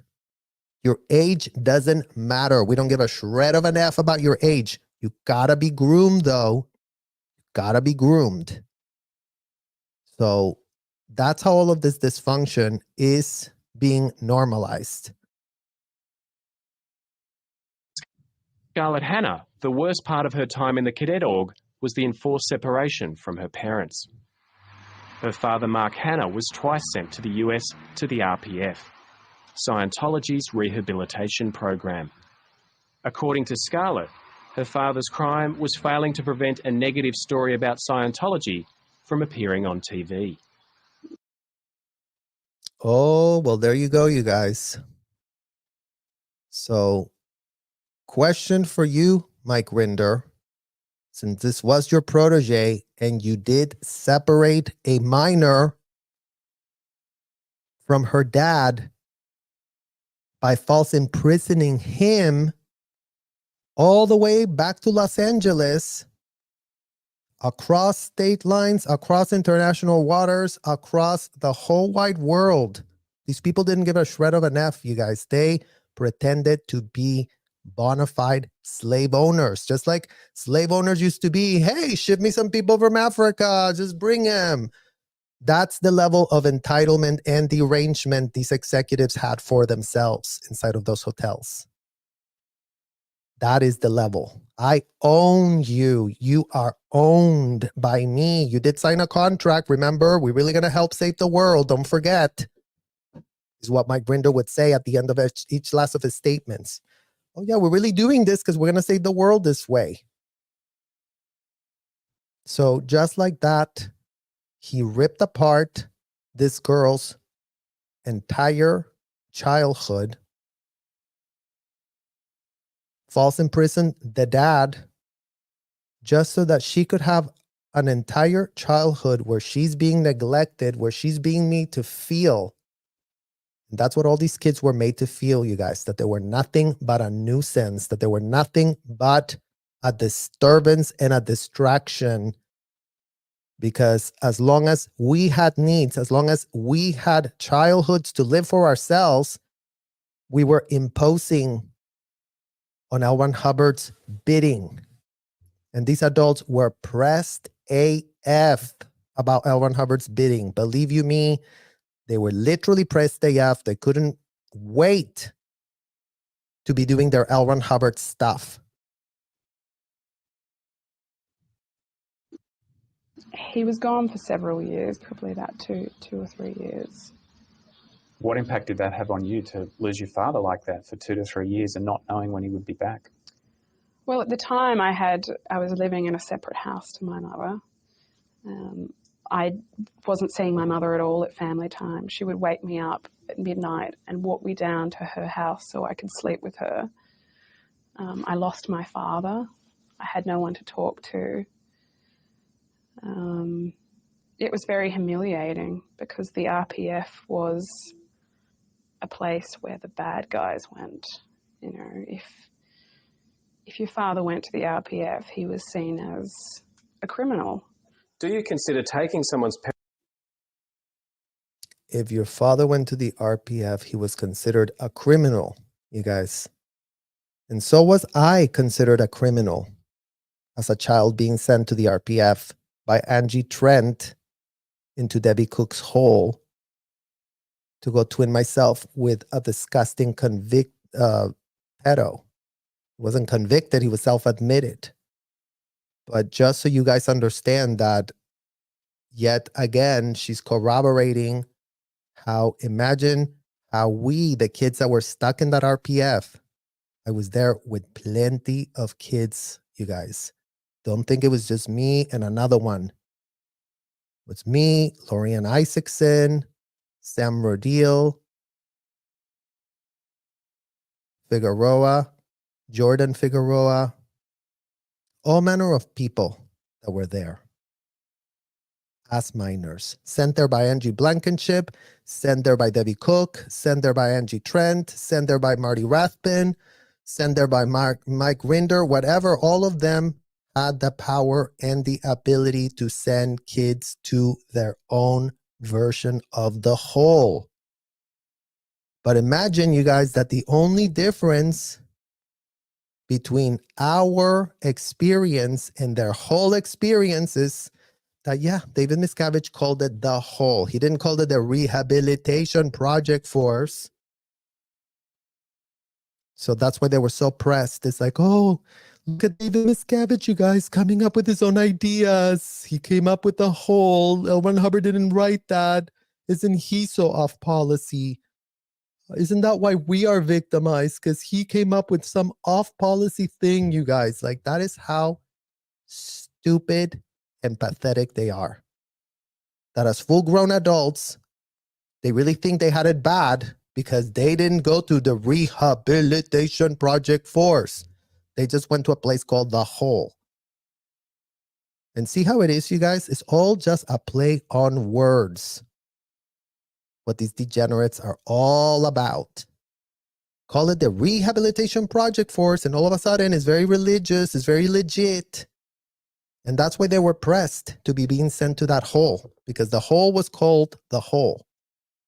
As disgusting and unthinkable as that sounds.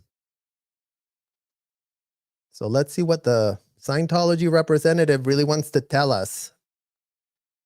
Parent away for a couple of years and putting them into a rehabilitation unit in another country to be a form of abuse? Well, I think, again, that's their personal family matter. Is it a form of abuse to do Well, that? I don't know what to say to that, I'm sorry. Well, Because, it's an organisation that you're speaking for here, yeah. and it's an organisation who has routinely done that to parents and their children. Is it a form of abuse? Well, I don't actually agree that it's been routinely done. And I think in that instance, in that family, you would have to speak to those, to the father and the mother as to why they lived like that, why they chose to take that action. But based on her experience, Why they chose to take that action. And you see, this woman, spokeswoman, couldn't have been more literally Monique Yingling II. I don't know about that. I don't know if I would call it that.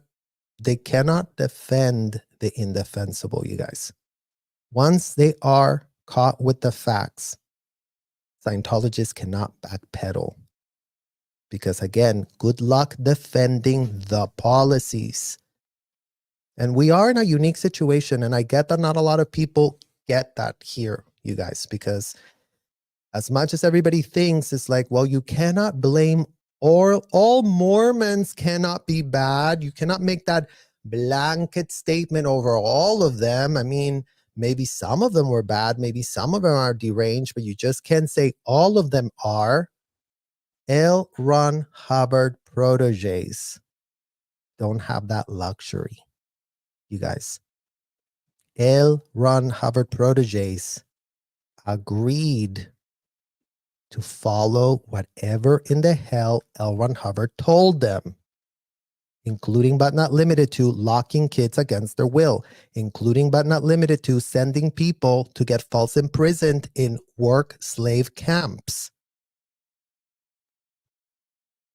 And this is a wide-ranging thing that implicates from the most innocent parent that never knew anything, that just wanted to get things started and did bring their kid and did subject their kids to audits and ethics and whatever in the hell they are into as adults. How many more times do we have to repeat ourselves? Kids cannot consent, y'all. So stop making it about Mike Rinder. Stop making it about this one. Stop making it about that one. They all agreed as adults that kids could consent to what in the hell they were getting off on. So until anybody can come up with a clear pitch on why adults and kids can be implicated to getting, including but not limited to, locked up against their MF will inside a room, and good luck finding a pitch that makes sense. Good luck to all of you that really want to defend Mike Rinder and all the other people that were all about this culture.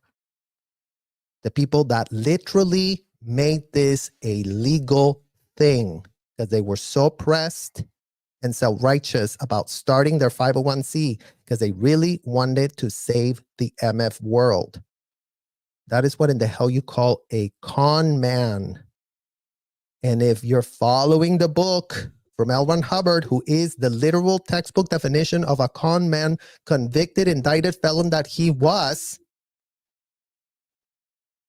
I mean, again, you guys, please, by all means, defend the actions of a convicted, indicted felon. Defend the rhetoric of a convicted, indicted felon. Defend the record of a convicted, indicted felon that was trafficking minors on his ship. So if this was normalized for Shelley, if this was normalized for Mike Rinder, if this was normalized for Debbie Cook, if this was normalized for David Miscavige, y'all can go and check with your little daddies and have the little same conversation we are having with y'all, with your parents. But they're not having that conversation, guys, because they themselves became the adults. They themselves decided to climb up the MF ladder. They themselves implicated themselves in that little game that Jesse Prince already told us on the record that they were all about: commit criminal activity. commit criminal activity, go and defend people that were all about committing criminal activities, having kids all implicated in said criminal activity, and defend that by all means. People that want to defend that, go for it. We can't wait to hear y'all's pitch. Cannot wait to tear it apart. What we're sitting on is a bullshit pitch from all of these people that really took it upon themselves to buy it. If you bought the pitch, then you are being called on to defend the pitch. So I don't think how much clearer we can be, honestly. Experiences in the US, You believe Sheila it? Huber I says actually did it. there's little choice Disgusting. involved. I get surrounded by 8 grown men, grown Sea Org members, 8 grown men in a circle around me, telling me I'm now going to the RPF. I can really relate to Scarlett's story. And this is something that to this day, I still have nightmares about this. And we're talking this, I was on the RPF in 1986. I still have nightmares because I felt I deserted my son. My son, who I had full legal custody of, was illegally taken from me and given to my ex-husband because he was a Sea Org member in good standing.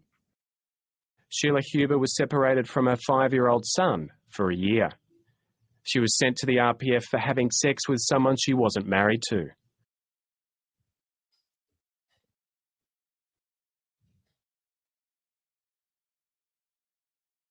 By all means, Mike Rinder, feel free to comment on Sheila's situation. Because again, it goes to how much these people were interested in meddling with people's sex lives. She had sex with someone. She wasn't even married.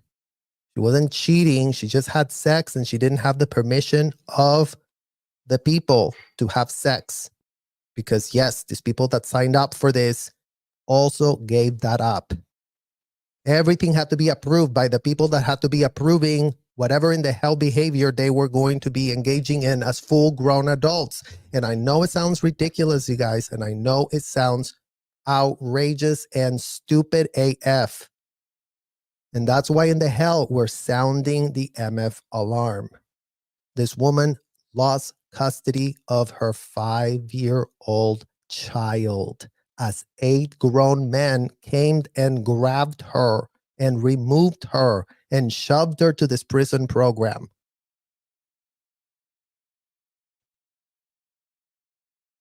Did she deserve it? Absolutely MF not. Absolutely MF not. Nobody deserves to lose their own children in a sham hotel propped up by Mike Rinder, Marty Rathbun, and David Miscavige. Nobody deserves that. The men that really purport that they really wanted to help the world with ethics situations and really getting the ethics in couldn't have been more the epitome of rampant racketeering. As if we don't already have all of these damning receipts that, again, you guys, they don't get confronted. They just purport that nobody had a shred of a clue. Nobody knows who this woman is. And who cares? We're moving on. But the scars, this woman is having nightmares. I have nightmares. I was sent there how many MF years ago? Of course, we would have nightmares of what in the hell they were doing to us in there. But again, under this guise that, you know, everything was so legit inside of the hotels and everybody was having a jolly old time and everybody was an adult and everybody consented and everybody signed the forms. Well, look, even the women here that signed the form, that signed to be a part of this, couldn't get out. Isn't that great, you guys? She couldn't get out and she lost custody over her child because she was complaining because She was not in good standing according to the Office of Special Affairs of Mike Rinder.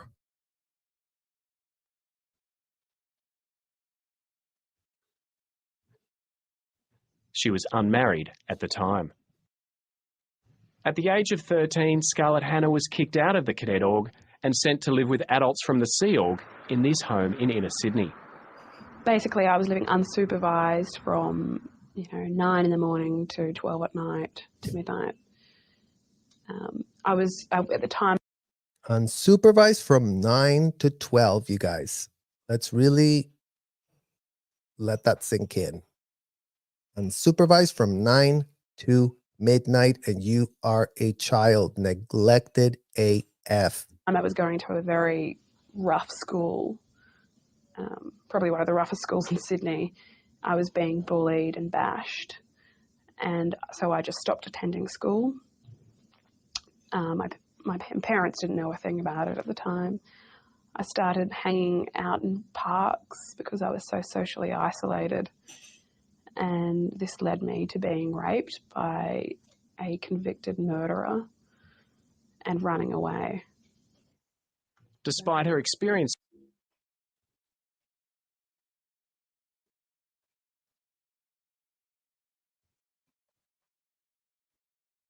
I mean, in what world are these kids supposed to have any type of childhood,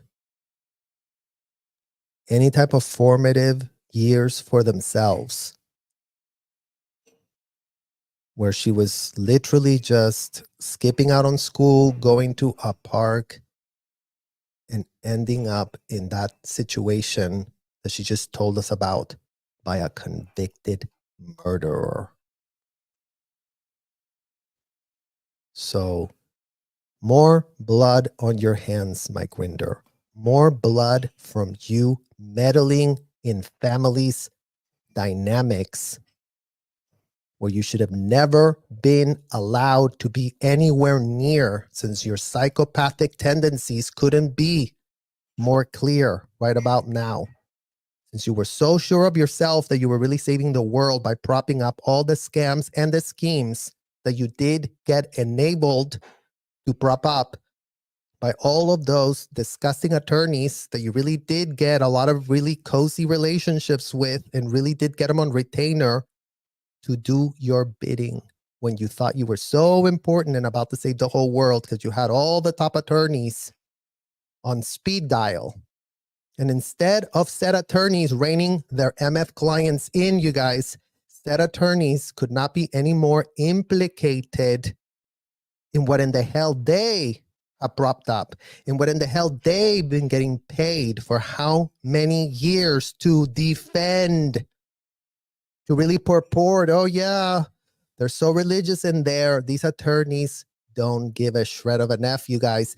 These attorneys are really under the delusion that whatever in the hell Marty, Dave, and Rinder pitch to them is reality.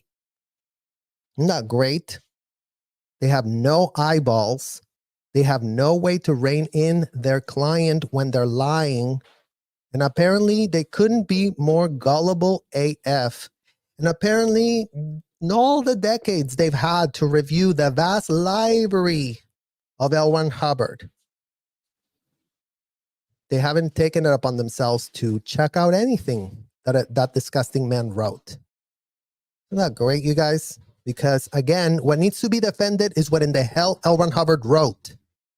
As much as these attorneys pretend that their critical thinking skills literally short circuit the second the book gets put in front of them, because they're like, can't judge that, so religious. Oh my God, let me look away, let me look away, let me not see it, let me not see it. And that's what they're literally falling on their face as they try to defend Danny Masterson about, oh yeah, well, you know, we did have that policy that said it was a crime to report anything to any type of civil authorities or anything else. It's what's in the rhetoric that is driving the insane behavior of all of these MFers. Literally is the rhetoric. It's not them. It's not their, oh, let me come up with another way of doing it. That's what's so great that L. Ron Hubbard did that to all his proteges, you guys, because this is the easiest criminal case to MF prove. What does it say here? How did you not do this then?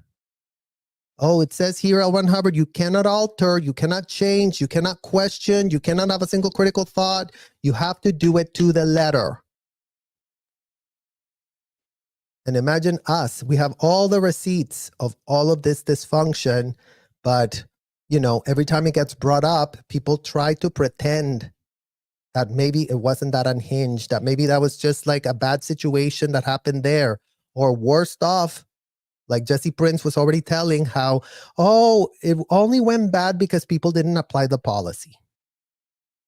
The policy is the problem. The problem with Scientology is MF Scientology. Stop looking for other reasons. The only reason you are implicated, Mike Rinder, is because you funded OSA, the Office of Special Affairs. Had you not done that, we wouldn't be having this MF conversation with you. So you can be more irrelevant in our lives, yet you can be more implicated in ruining all of our lives by no choice of our own, mind you. So if you have a problem, go speak to my parents who did really give you my passport to lock up. So if you don't want to be challenged on this, you can have a conversation with them as well, since you are both co-conspirators. Come up with a legal defense already. Stop wasting our time with your paperclip withholds and your lack of credibility, since you are a pathological liar AF. You've lied to all the attorneys you retained. You've lied to all the people that you have really purported to want to really help to save something. You cannot stop sanitizing the most disgusting things, and you're nowhere to be found with a vertebrae in your back to stand on what in the hell you did. Because you want us to all believe that once upon a time, you were a little child that had no shred of a clue. Well, you know what? That child grew.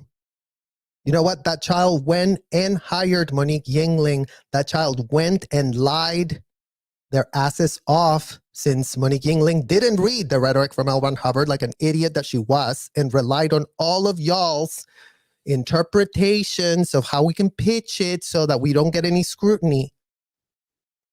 That is what in the hell you call a house of cards, Mike Rinder. Your little pyramid scheme could not be more easy to blow. Literally, you can fart and the whole thing just falls apart in 2 seconds, because it's all a house of utter lies. What in the hell y'all set up for yourselves? And by all means, deny it. By all means, try and deny. Try. Real quick, try and type something the hell up to really deny this. Scarlett doesn't blame her parents. I think they're part of the organisation. They were part of the machine. I think the church had some very toxic ways of managing its staff and their children, and I definitely blame the church as an organisation, not my parents at all. How could you know? Well, there you go, you guys. Scarlett did not want to blame her own parents, as many Scientology kids do not want to blame them either. There is no more unnatural thing in the whole wide world, because nature intended it that way, that kids would ever rebel or go against their parents. You never thought your own parents that purport to really have your back, to purport that really want to help you and want to really, you know, bring you to the world and be the best you can, could literally put you in a situation like this. So we would advocate for Scarlett. It was the parents' fault. And as much as Scientology parents want to be cradled and canoodled as the infantile, disgusting people they became for themselves, it sucks to be you, Scientology parent. It sucks to be you that got ensnared. It went in the hell Mike Rinder, Marty Rathbun, and David Miscavige propped up for themselves. If y'all have complaints, write yourselves a little letter to those three amigos and start demanding your own answers. Start demanding your own accountability for your damn selves. Stop being infantile for once in your lives already. Stop being adults. Ask intelligent questions. Demand answers that make a shred of sense. And if you don't even have that in you, well, maybe you are part of the problem. Maybe you are part of what it took to prop this shit up.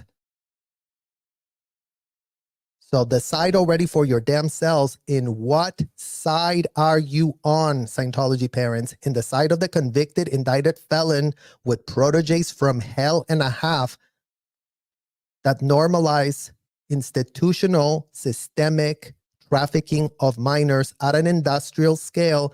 There is no other operation like this, you guys. Please, by all means, find it, any of you that can find this level and this scale of minors implicated in how Scientology hotels operate.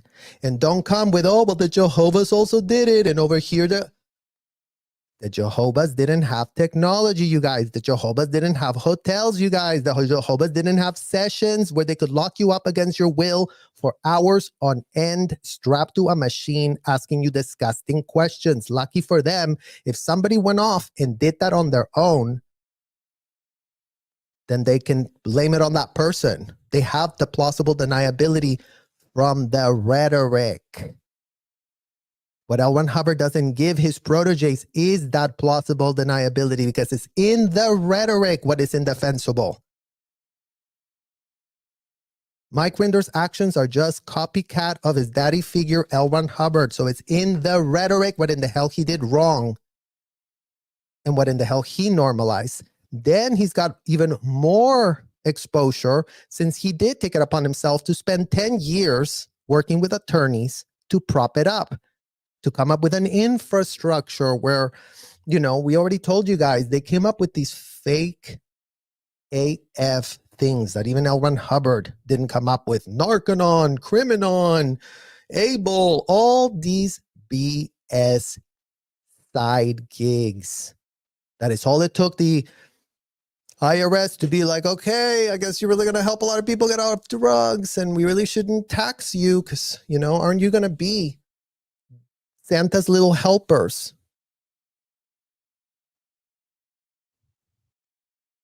And what's being questioned right now is Scientology, the audit. No other religion has audits. No other religion has technology.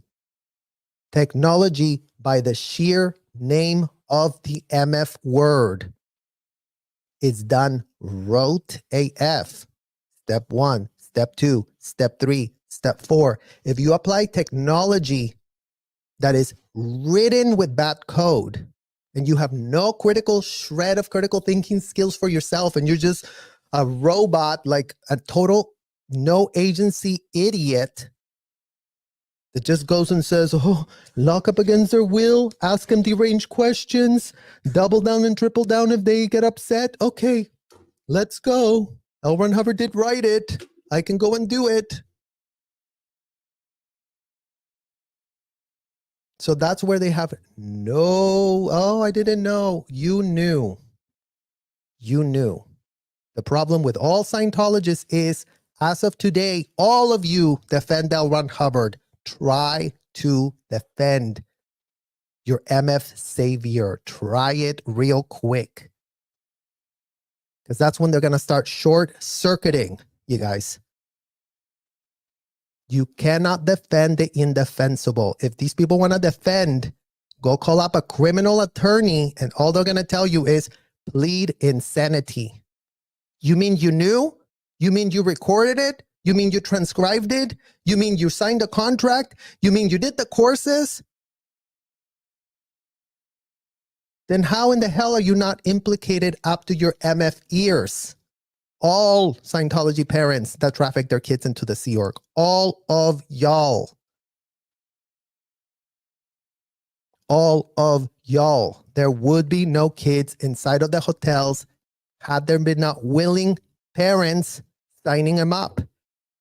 Had there not been willing parents pretending kids are adults in small bodies that, you know, at 12 years old, I can get rid of, dump in a hotel, and then let me go get my next certificate. Let me really go up the bridge for myself. Let me go free real quick. So that's what all of you Scientology parents are being left with. The aftermath of your disgusting adult choices. You're being called on to stop being infantile. There is no world where adults can claim I was infantile as a defense. Oh, L. Ron Hubbard made me infantile. After I really read the pitches, then I decided to have no critical thinking skills for myself, to always ask for questions, to follow like an idiot and no agency whatever in the hell someone else tells me to do. Gee, I wonder who else does that. Do kids have critical thinking skills? No. That's what they're called, innocence. That's the innocence of children. The brain development that all Scientology parents pretended didn't exist. So very, very quick, Scientology parents, make it make MF sense already. Instead of pitching yourselves as the victims that need to be cradled and canoodled, make it quickly make sense.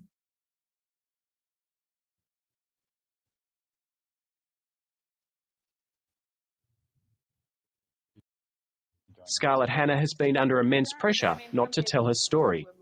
Her father has even threatened to sue her. Scarlet Hannah decided to speak out after seeing the Four Corners program on Scientology. I just think that. I mean, imagine you guys. This little girl who was abandoned by her dad because Mike Rinder sent him to the RPF because he failed to stop a negative story about Scientology. The mother that was so pressed to be the president of this disgusting trafficking hotel chain instead of spending time with her daughter. The daughter that ended up in a park where a convicted murderer did exactly what in the hell she just said was done to her. And even then, she goes, I don't blame my parents because they were under such toxic influence of these people. But really, like, what type of leeway do these parents want? I get that being a parent must be hard. I get that you can make mistakes. But in what world, as a parent, you renounce all your critical thinking skills to put your kids in harm's way, full knowing, Scientology parents? That is what in the hell you're being asked. So stop pretending you're the Larry Nassar parents that really send their kids to a doctor. And then all of a sudden, we didn't know what in the hell they were doing to you. Mike Rinder was no doctor. Debbie Cook was no doctor. Marty Rathbun was no MF doctor. They were unhinged, depraved, fake military uniform wearing goons that really thought themselves the homo novus and the full hope of the planet and the universe at large. Their delusions of grandeur could not have been more psychotic and fucking disgusting. Indefensible AF. And that's why in this year, 2024, we are not going to be reasonable with any of y'all anymore. We're sick of the dysfunction. We're sick of the no ethics change. We're sick of the every day is the same old shit with all of you really, babbling all over each other to see what kind of sanitized pitch you can really go and sell today to keep the problem alive, to not stop it. But the church needs to take some accountability for, what it was involved in. Maybe apologise to some of these people that have had, such traumatising experiences. Scarlet Hannah's parents declined to be interviewed for this story. Steve Kinane, Late Line. There you go, guys. The parents didn't gonna come because nothing like a clear conscience that they don't want to be, asked about in the hell was outed by this brave, brave, brave woman that had to literally break ground. I mean, you guys have facilitated us breaking ground in a way that I don't ever think I'll ever be able to put into words, you guys. Literally. For so many years, we've had all these people muscling us. For all of these years, we've had these people telling us, watch out, you wouldn't want to get fair gamed out here. Really watch out. You wouldn't want to be saying that. You wouldn't want to be going against Mike Rinder. He really is the one that wants to really save us all, as if he's the new chairman of the board, whatever. Oh yeah, he's not to be criticized, you guys. Just acknowledge all of his helpful stuff. Well, right about now, we're sick and tired of acknowledging nothing changing for a shred of kid, Mike Rinder. And that's where your luck ran out for you. Right about now, we are sick and tired of waiting for you to go process your trauma, for you to go figure it out what in the hell you actually did, for you to connect a shred of a dot. Because you're either the smartest man alive or the dumbest one alive. One of those two things. It's either you're so smart for your own good that you always make the wrong choice to self-preserve because, as long as everybody thinks I'm a great hero, I'm going to, have a great legacy for myself. Your legacy is that of giving paperclip withholds and purport that you're coming clean. Your legacy is in being the publicist of L. Ron Hubbard, really sanitizing the most disgusting, abominable things, including but not limited to sanitizing locking up kids against their will, including but not limited to video recording all of those false imprisonments, all of those tortures, and getting off on watching them and getting off on charging people to go get themselves serviced by a kid. So really make that sink into your head. Make that really sink to your head. Because those are your withholds that you're not confronting, Mike Rinder. And that's why we are doing you a favor by pointing them out. Since nowhere in the public record are you pointing yourself out. Since nowhere in the public record are you calling yourself out. In what world are you now part of another nonprofit that purports to really want to help the victims when you created all the victims? When you monetized creating victims? Because that would be another great question for you to answer to the FBI. And I'm so sick and tired, you guys. I mean, it's either the FBI does not give a shred for kids. It's either the FBI has heard everything you all hear in this live and go, sounds like everyone's having a religious experience for themselves, especially the kids. So you know what? No case to open here because, we don't have anything to really go and meddle with. Or perhaps, Mike Rinder, you weren't as forthcoming as you claim to be, because you are also manipulating them. And your little let me go come clean with all my paperclip withholds to the FBI. It's not like the FBI, you guys, has interrogated Mike Rinder. It's not like the FBI has been like, oops, we really need to talk to you, Mike Rinder, and you might want to get a criminal attorney.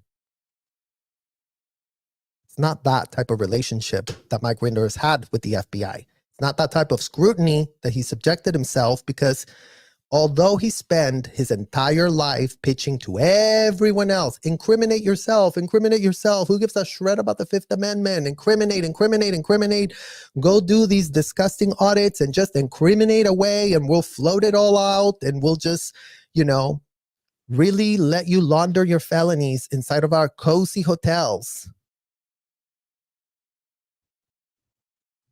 And what?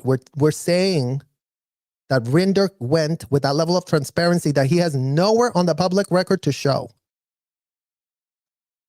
Nowhere on the MF public record to show. Talk about Scientology already, Mike Rinder. Those audits are Scientology, in case you are so confused with your goo goo gaga daddy figure, L. Ron Hubbard. What did L. Ron Hubbard invent? Audits, you guys. What did L. Ron Hubbard normalize? Lock someone up against their will and call it therapeutic. What else did he normalize? Oh, get all your children involved in it. Make no shred of difference between adults and kids, because that's really going to help somebody. The only people that were helping themselves are the adults who have implicated themselves, willing, unwilling pawns of L. Ron Hubbard. We don't give a shred of an F, you guys, as if we have to really worry and concern ourselves with, gee, why did Jelaine end up with Jeffrey? Did she have a bad childhood? Is that what led her to be a child trafficker? Because it's so interesting how a person can end up being a child trafficker. Really, let's get into the psychology of that, because we really should psychologize that ad nauseum, because we really want to understand complete entitlement, derangement of any kind. It would be so great to fully understand that. But right about now, we don't give a shred of an F. We only need answers to the questions that have been laid bare for all of you to start being transparent, to actually start taking accountability. Yes, you guys, I effed up. I was out of my MF mind. Here's a list of all the minors that were inside the hotels. Here's a list. Here's all the and here's a list of all the parents that are implicated that did sign that contract. And here's me publicly telling all of y'all, if you made a contract with me or Debbie Cook or Angie Blankenship or Marty Rathbun or David Miscavige or Shelly Miscavige or any of us, we couldn't have been more out of our MF mind when we were doing that. Do you think that's the level of testimony he's giving to the FBI so that they can really open up a criminal case that's going to be really solid?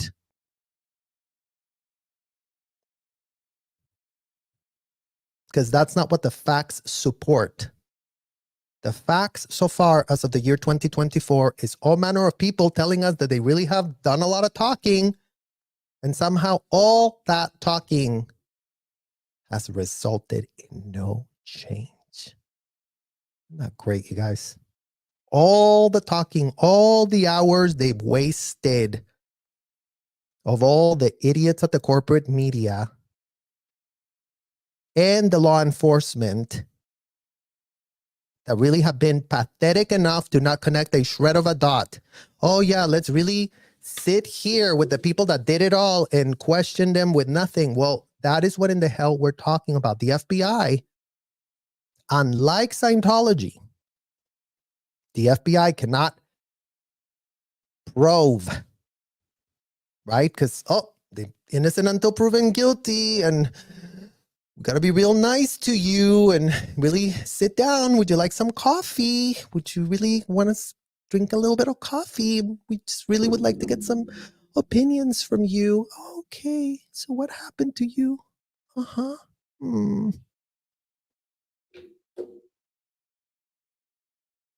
The FBI that did open investigation back when the Headleys were talking to them, but they didn't open an investigation about the trafficking of minors and how many minors have been screwed over by Claire Headley as the top RTC rep that she did become. That was not shared with the FBI. So all of these people want to start criminal cases as long as they look like victims. All of these people don't want to have a shred of a case if they look a little bad. Oh no, wouldn't want anyone to think that I really was into doing what in the hell you did for how many decades. There is no soap or bubble to launder your image after you have spent decades ruining families, decades ruining every child that you have illegally acquired. We don't give a shred of an F that the courts are so stupid, gullible, and dumb that have bought the pitch from Monique, Mike Rinder, David Miscavige, all of you. The courts can catch the F up. The courts can start doing their due diligence. Instead of sticking their heads in the sand and pretending, as long as we don't see the L. Ron Hubbard writings, then religion, religion, religion, let everyone be free. Aren't we such a free society?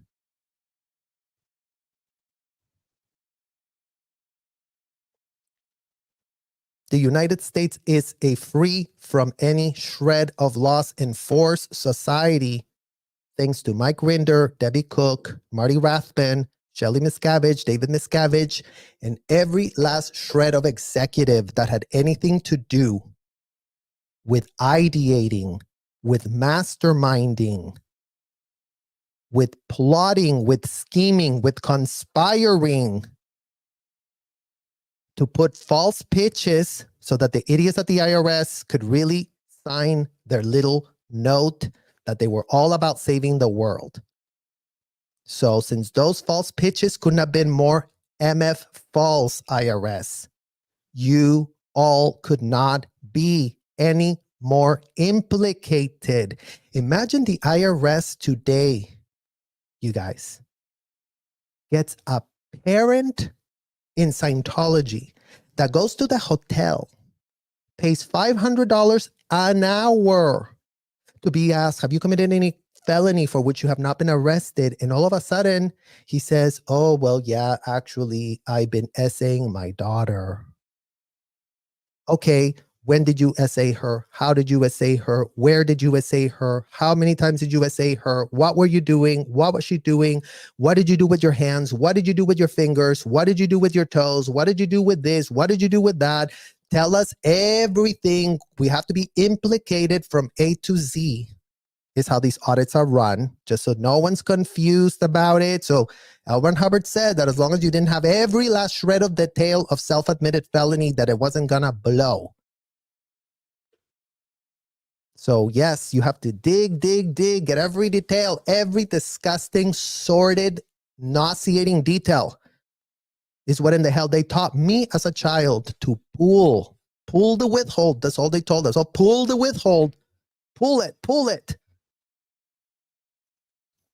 And then all of a sudden, that dad that just literally self-admitted to all that criminal activity, all of a sudden his needle floated. All of a sudden he gets a little program. Oh yes, handle your evil purposes. Handle your evil purposes, you guys. These self-admitted pedo now has the opportunity to go, was there a confusion that occurred just before you had the purpose? I want to essay every child. So yes, you heard that MF right. The self-admitted, you know exactly what in the hell we're talking about, gets to say that they were confused because some confusion in another lifetime prompted them to essay their daughter this lifetime. And all of a sudden, said parent is now paying another 50 grand for their program. Oh yeah, let's do an audit on that little aberration. Everything is being reworded. It's not a felony, it's an aberration. Oh, you just have an aberration, you know, instead of going in a straight line, you're going in a crooked. And lucky for us, we have the technology right here that really helps you go from crooked to straight real quick. And then all of a sudden, the 50 grand, you just paid us 50 grand, that self-admitted parent that was doing those felonies to their child calls up their little money manager and says, oh yeah, I just made a $50,000 donation. Uh-huh. Can you take that off my taxes real quick? Can you really minus it? All the self-admitted felonies I just told inside of that hotel, can you really just reward me, IRS, for having admitted to felonies? Because that's what in the hell we need answered right about now, IRS commissioner from hell. That could not be more implicated in aiding and abetting, in literally propping up these sham hotels that are doing this day in and day out. Okay, you guys? So the poor IRS that wants to be cradled and canoodled, and aren't you such little victims of Marty Rathman and Mike Rinder? Aren't you such fair game to them? Oh, IRS, we're so sorry for all of you. The IRS has no auditors to connect a shred of a dot, you guys, to be like, ooh. No, they're happily just, okay, let's write off your 50 grand. Let us know when you make another donation to self-admit to a felony inside of that hotel. Because we're going to give you another one then. As many donations and tax schemes as you want to prop up. Ash Trish Duggan, that's already donated $300+ million, you guys. What type of deals she's getting for whatever in the hell she's admitting to inside of those hotels. Because that would be very great to start connecting. In what world are these people so pressed to really just donate? Here's a child, here's 5 million, here's 10 million, here's whatever. It's like, in what world are all these people just giving to give when they all full know what in the hell they're actually doing? Going back to, they're all grown as adults. They're not children, as much as everyone that hears, oh, they were in a cult. Oh, then that means that they were very under, you know, a lot of bad influences, and a lot of people can do a lot of bad things, and la la la la la, and li li li li li, and lu lu lu lu lu. It's all we get. Stop oversimplifying it, is what in the hell we're saying. Stop oversimplifying it, because yet again, we have a case of proteges of L. Ron Hubbard becoming fanatical adults, consenting, writing it down. I want to do this. I can't wait to do it. I can't wait to do it again. I can't wait to do it again. Here's a child. Here's another one. Let me donate this one. Let me donate that one. Like the case of Scarlett, she was donated to these people. And all of these receipts that are there in the public record is what is MF being questioned. Mike Rinder, Debbie Cook, Angie Blankenship, David Miscavige, and all of you Scientology lawyers that seem to be so clueless about what in the hell goes on in there, that seem to be so far removed from your completely out of their mind, out of control, deranged AF executives. Self-proclaimed. Self-titled. I have this role. I'm this role. I really am the Deputy Inspector of General for Ethics, says Marty Rathman. So we're questioning the type of ethics that have been practiced inside of that hotel, given that the receipts that we got show y'all practice no ethics at all.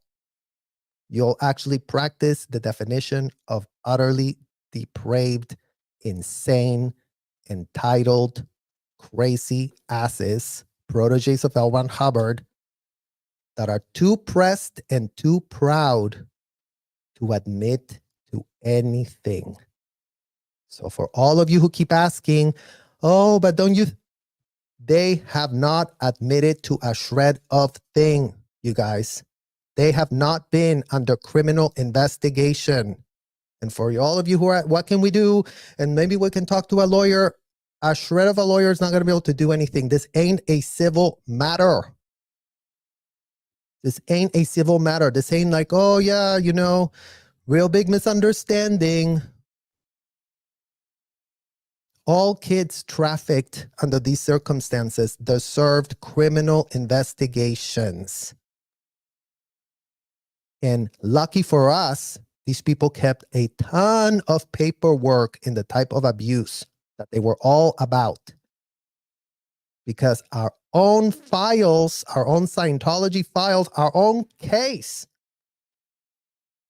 That's what they called it, you guys, just so you're not confused, just so you don't think we are... They told us we were building a case. So me personally, I have over 120 files, folders, manila folders, this thick each one of my case inside of Scientology. All the interrogations performed by Marty Rathbun are there. All the interrogations performed by Marcus Ginter, the self-admitted you know what that Marty Rathbun sent there, are in my MFPC folder. The time, the date, what the hell he asked me, what the hell I said, everything. So again, for all the people that want to cradle and canoe, nobody knew, give them a break. Shut the F up already with give him a break.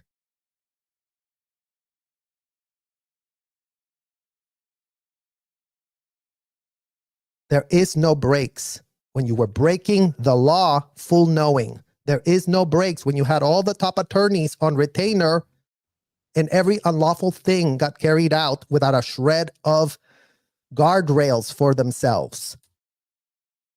So until those questions are answered, there is gonna be no cradling and canoodling. Bad news for all the people that really did do this as adults. Bad news for all of y'all.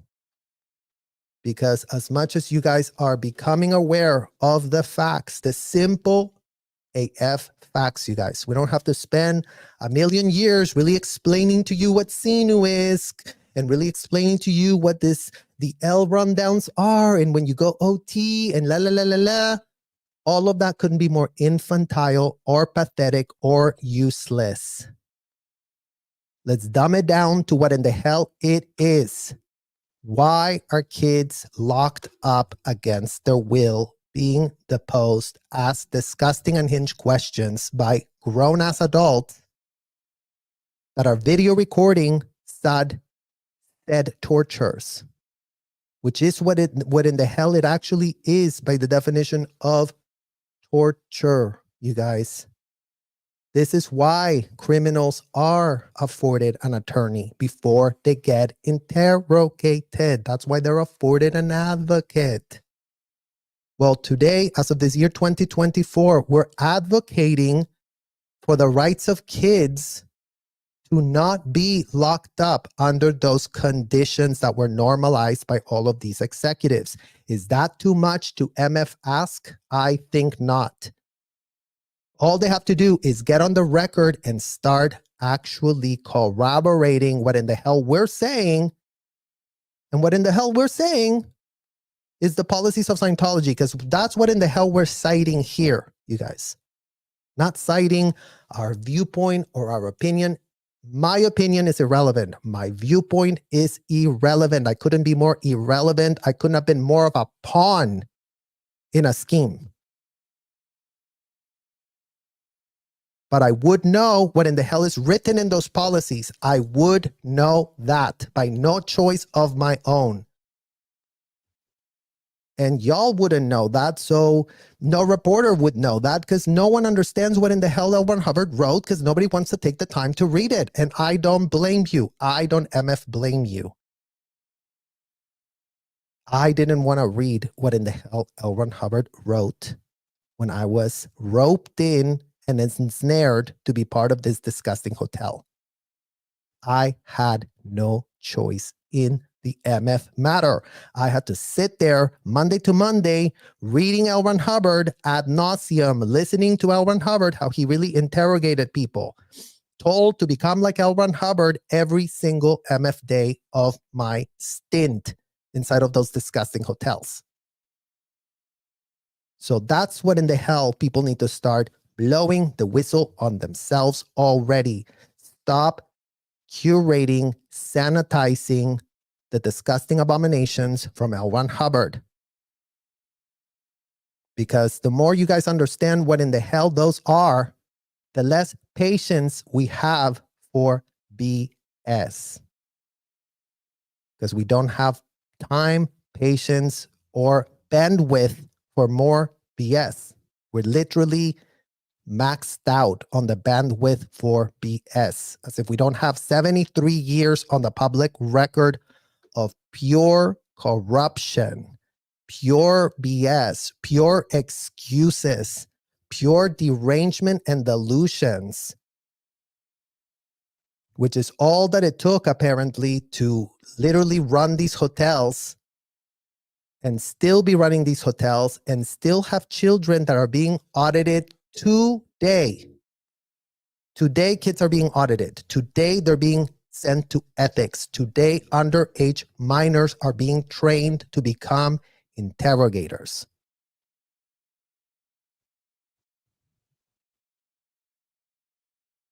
So if all of those things that are Scientology are still happening, Mike Rinder, then what in the hell have you actually come cleaned on? Because that would be a great question for you to quickly type up and put on your blog. This is what I've come clean on, you guys.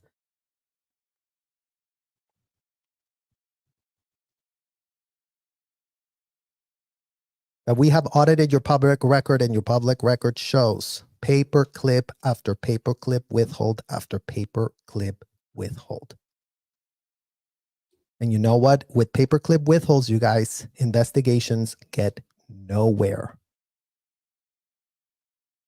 Without confronting, without pulling strings, this makes no sense. Let me pull the string. Let me ask another question. Until things start making sense. Why in the hell are all these kids implicated? This makes no shred of sense.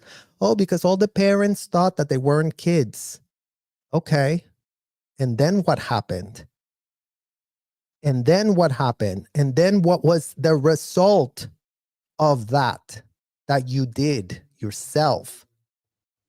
Not David Miscavige over there or that person over there. You yourself from that post. Role playing that post as the Watchdog Committee commander of Office of Special Affairs. That's the post. That's the role play. That's the uniform you wore. That's the diluted thing that you made up for yourself. No one, not even L. Ron Hubbard, came up with the Office of Special Affairs name.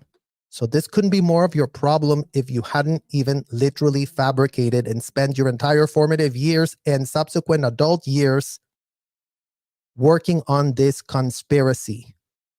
That you claim is not a conspiracy, that you claim is all a David Miscavige problem, that you claim it'll all go away once he really faces repercussions for his actions. While you sit there on the sidelines as if you're not trying to run out the statutes of limitations so you're not implicated in nothing.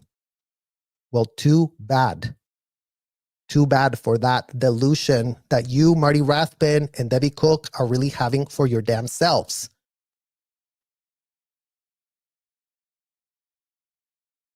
Because whether the statutes of limitations run out or not is not going to prevent the facts to be exposed. It's not going to prevent every single person that is witnessing what in the hell we're saying to have the same level of power and authority to be asking you those questions, as if you don't owe everyone answers, as if you don't, as if you just, living it up as royalty of Scientology. And that's what it was, you guys. All of these executives pretended they were royalty. All of these executives really thought that wherever they wore those fake uniforms, they were somebody.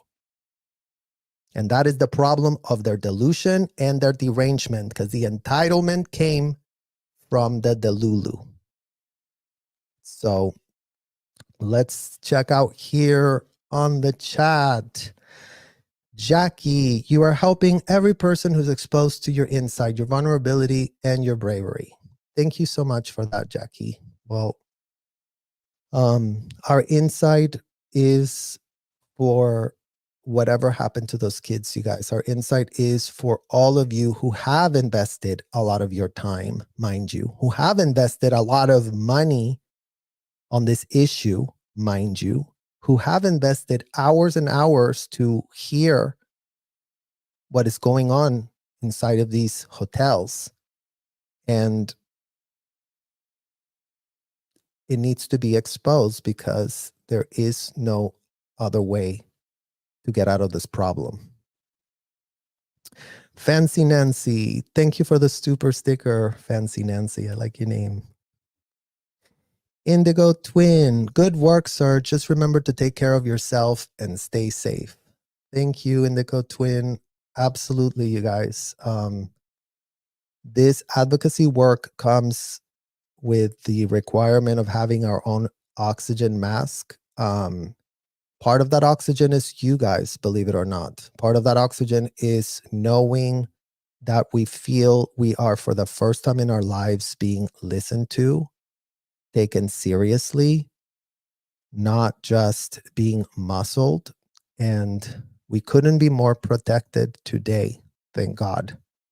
We couldn't have more people in our immediate vicinity that anyone trying to harm us would find very, very hard to do now, since we aren't kids anymore, since we do have a lot of people that have come to our recovery rescue, as this has been a long-winded journey of recovery to be able to stand up to all of this corruption, this blatant corruption and betrayal.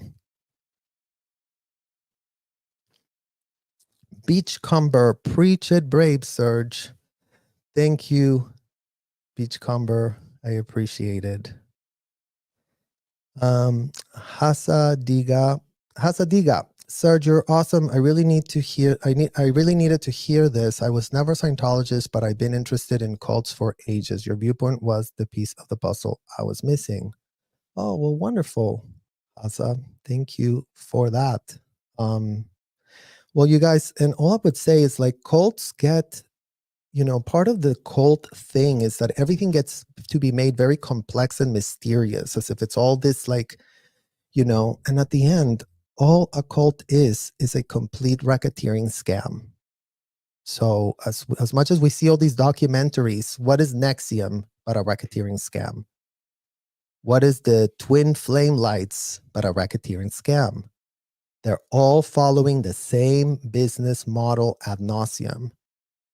The problem with Scientology, and the thing that makes it different, is the level of exposure to children that specific cult has.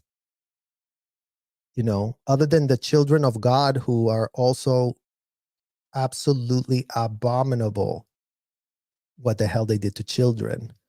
But the exposure of Scientology adulticizing all kids, and then all adults are self-infantilized by their association with L. Ron Hubbard, is the easiest way to understand what in the hell the problem is. Just in a literal nutshell, if I had to give it to you guys in 2 seconds, the danger is all adults infantilize themselves at the expense of the kids. The adults want to be the kids. The adults want to be playing a game. The adults want to be deluded. The adults want to, lock themselves up and, go play with their friends. That they're all friends in there and whatever. They really want to spend a lot of time saving people that are just randoms paying money to these adults live out their savior complex that, between them and L. Ron Hubbard, they're really going to save somebody by torturing them. They're really going to save somebody by locking them up against their will. They're going to really save somebody by locking up their passports. So that little pitch is not aging well, but that's what in the hell you find in all of these cults. Just total, utter, disgusting dysfunction. Summer Moon, I appreciate you being so real. Stay strong. Well, thank you so much, Summer Moon. I'm staying strong with all of you guys here next to me. Jennifer Strickland. Thank you, Serge. Thank you, Jennifer. That's so generous, and I really appreciate it. Thank you so much. And a super chat from Janet. Respect. Well, thank you, Janet. Respect right back. You guys are the ones that are making the difference. I've always known this information, but now I have you guys that actually are looking into it, actually are getting informed. And, all of these traffickers cannot operate while the general public doesn't understand what is going on. But once the general public understands what is going on, let's see how much harder it gets for Scientology to operate its hotels. Let's really see things changing this year for all of these installations, for all of their recruitment practices that couldn't be more disgusting, because they are getting called out in a big, big way. Laura Boatwright, super sticker. Thank you so much, Laura, for your super sticker. I appreciate it. Jolie Mainhate. Thank you for a picture for us not-ins to understand the gravity. Thank you, Jolie. Yeah, the gravity is real AF, you guys. And the people that are implicated and that need our advocacy are the kids stuck in there. So the more those kids get the advocacy, the more the adults will start to run away. So let's not lose sight of that. Sebastian will leave the minute shit hits the fan, and then that shit starts spitting all over to the adults that are in that circumference. All of a sudden, it's like, oh my God, shit's coming. Let me really leave the hotel. Let me leave this station. Let me go back to my country, my sham visa. Like, you came here on a sham visa, then go back to your country. Literally.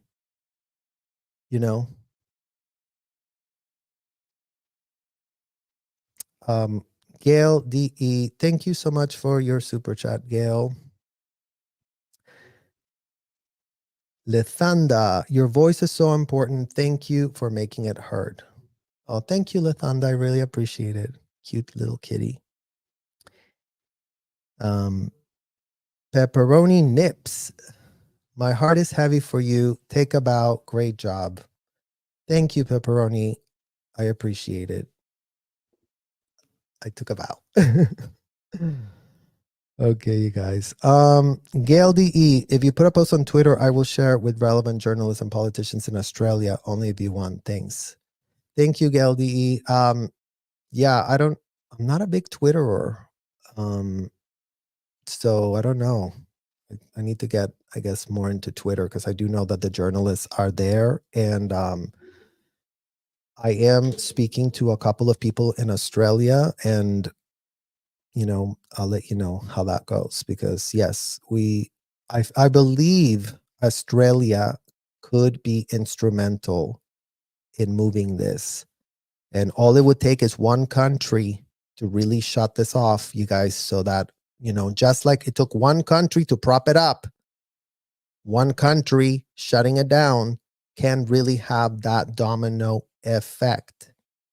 So let's hope that we have literally called out, that type of consciousness and awareness of the corporate media and all the institutions that are enabling this abuse.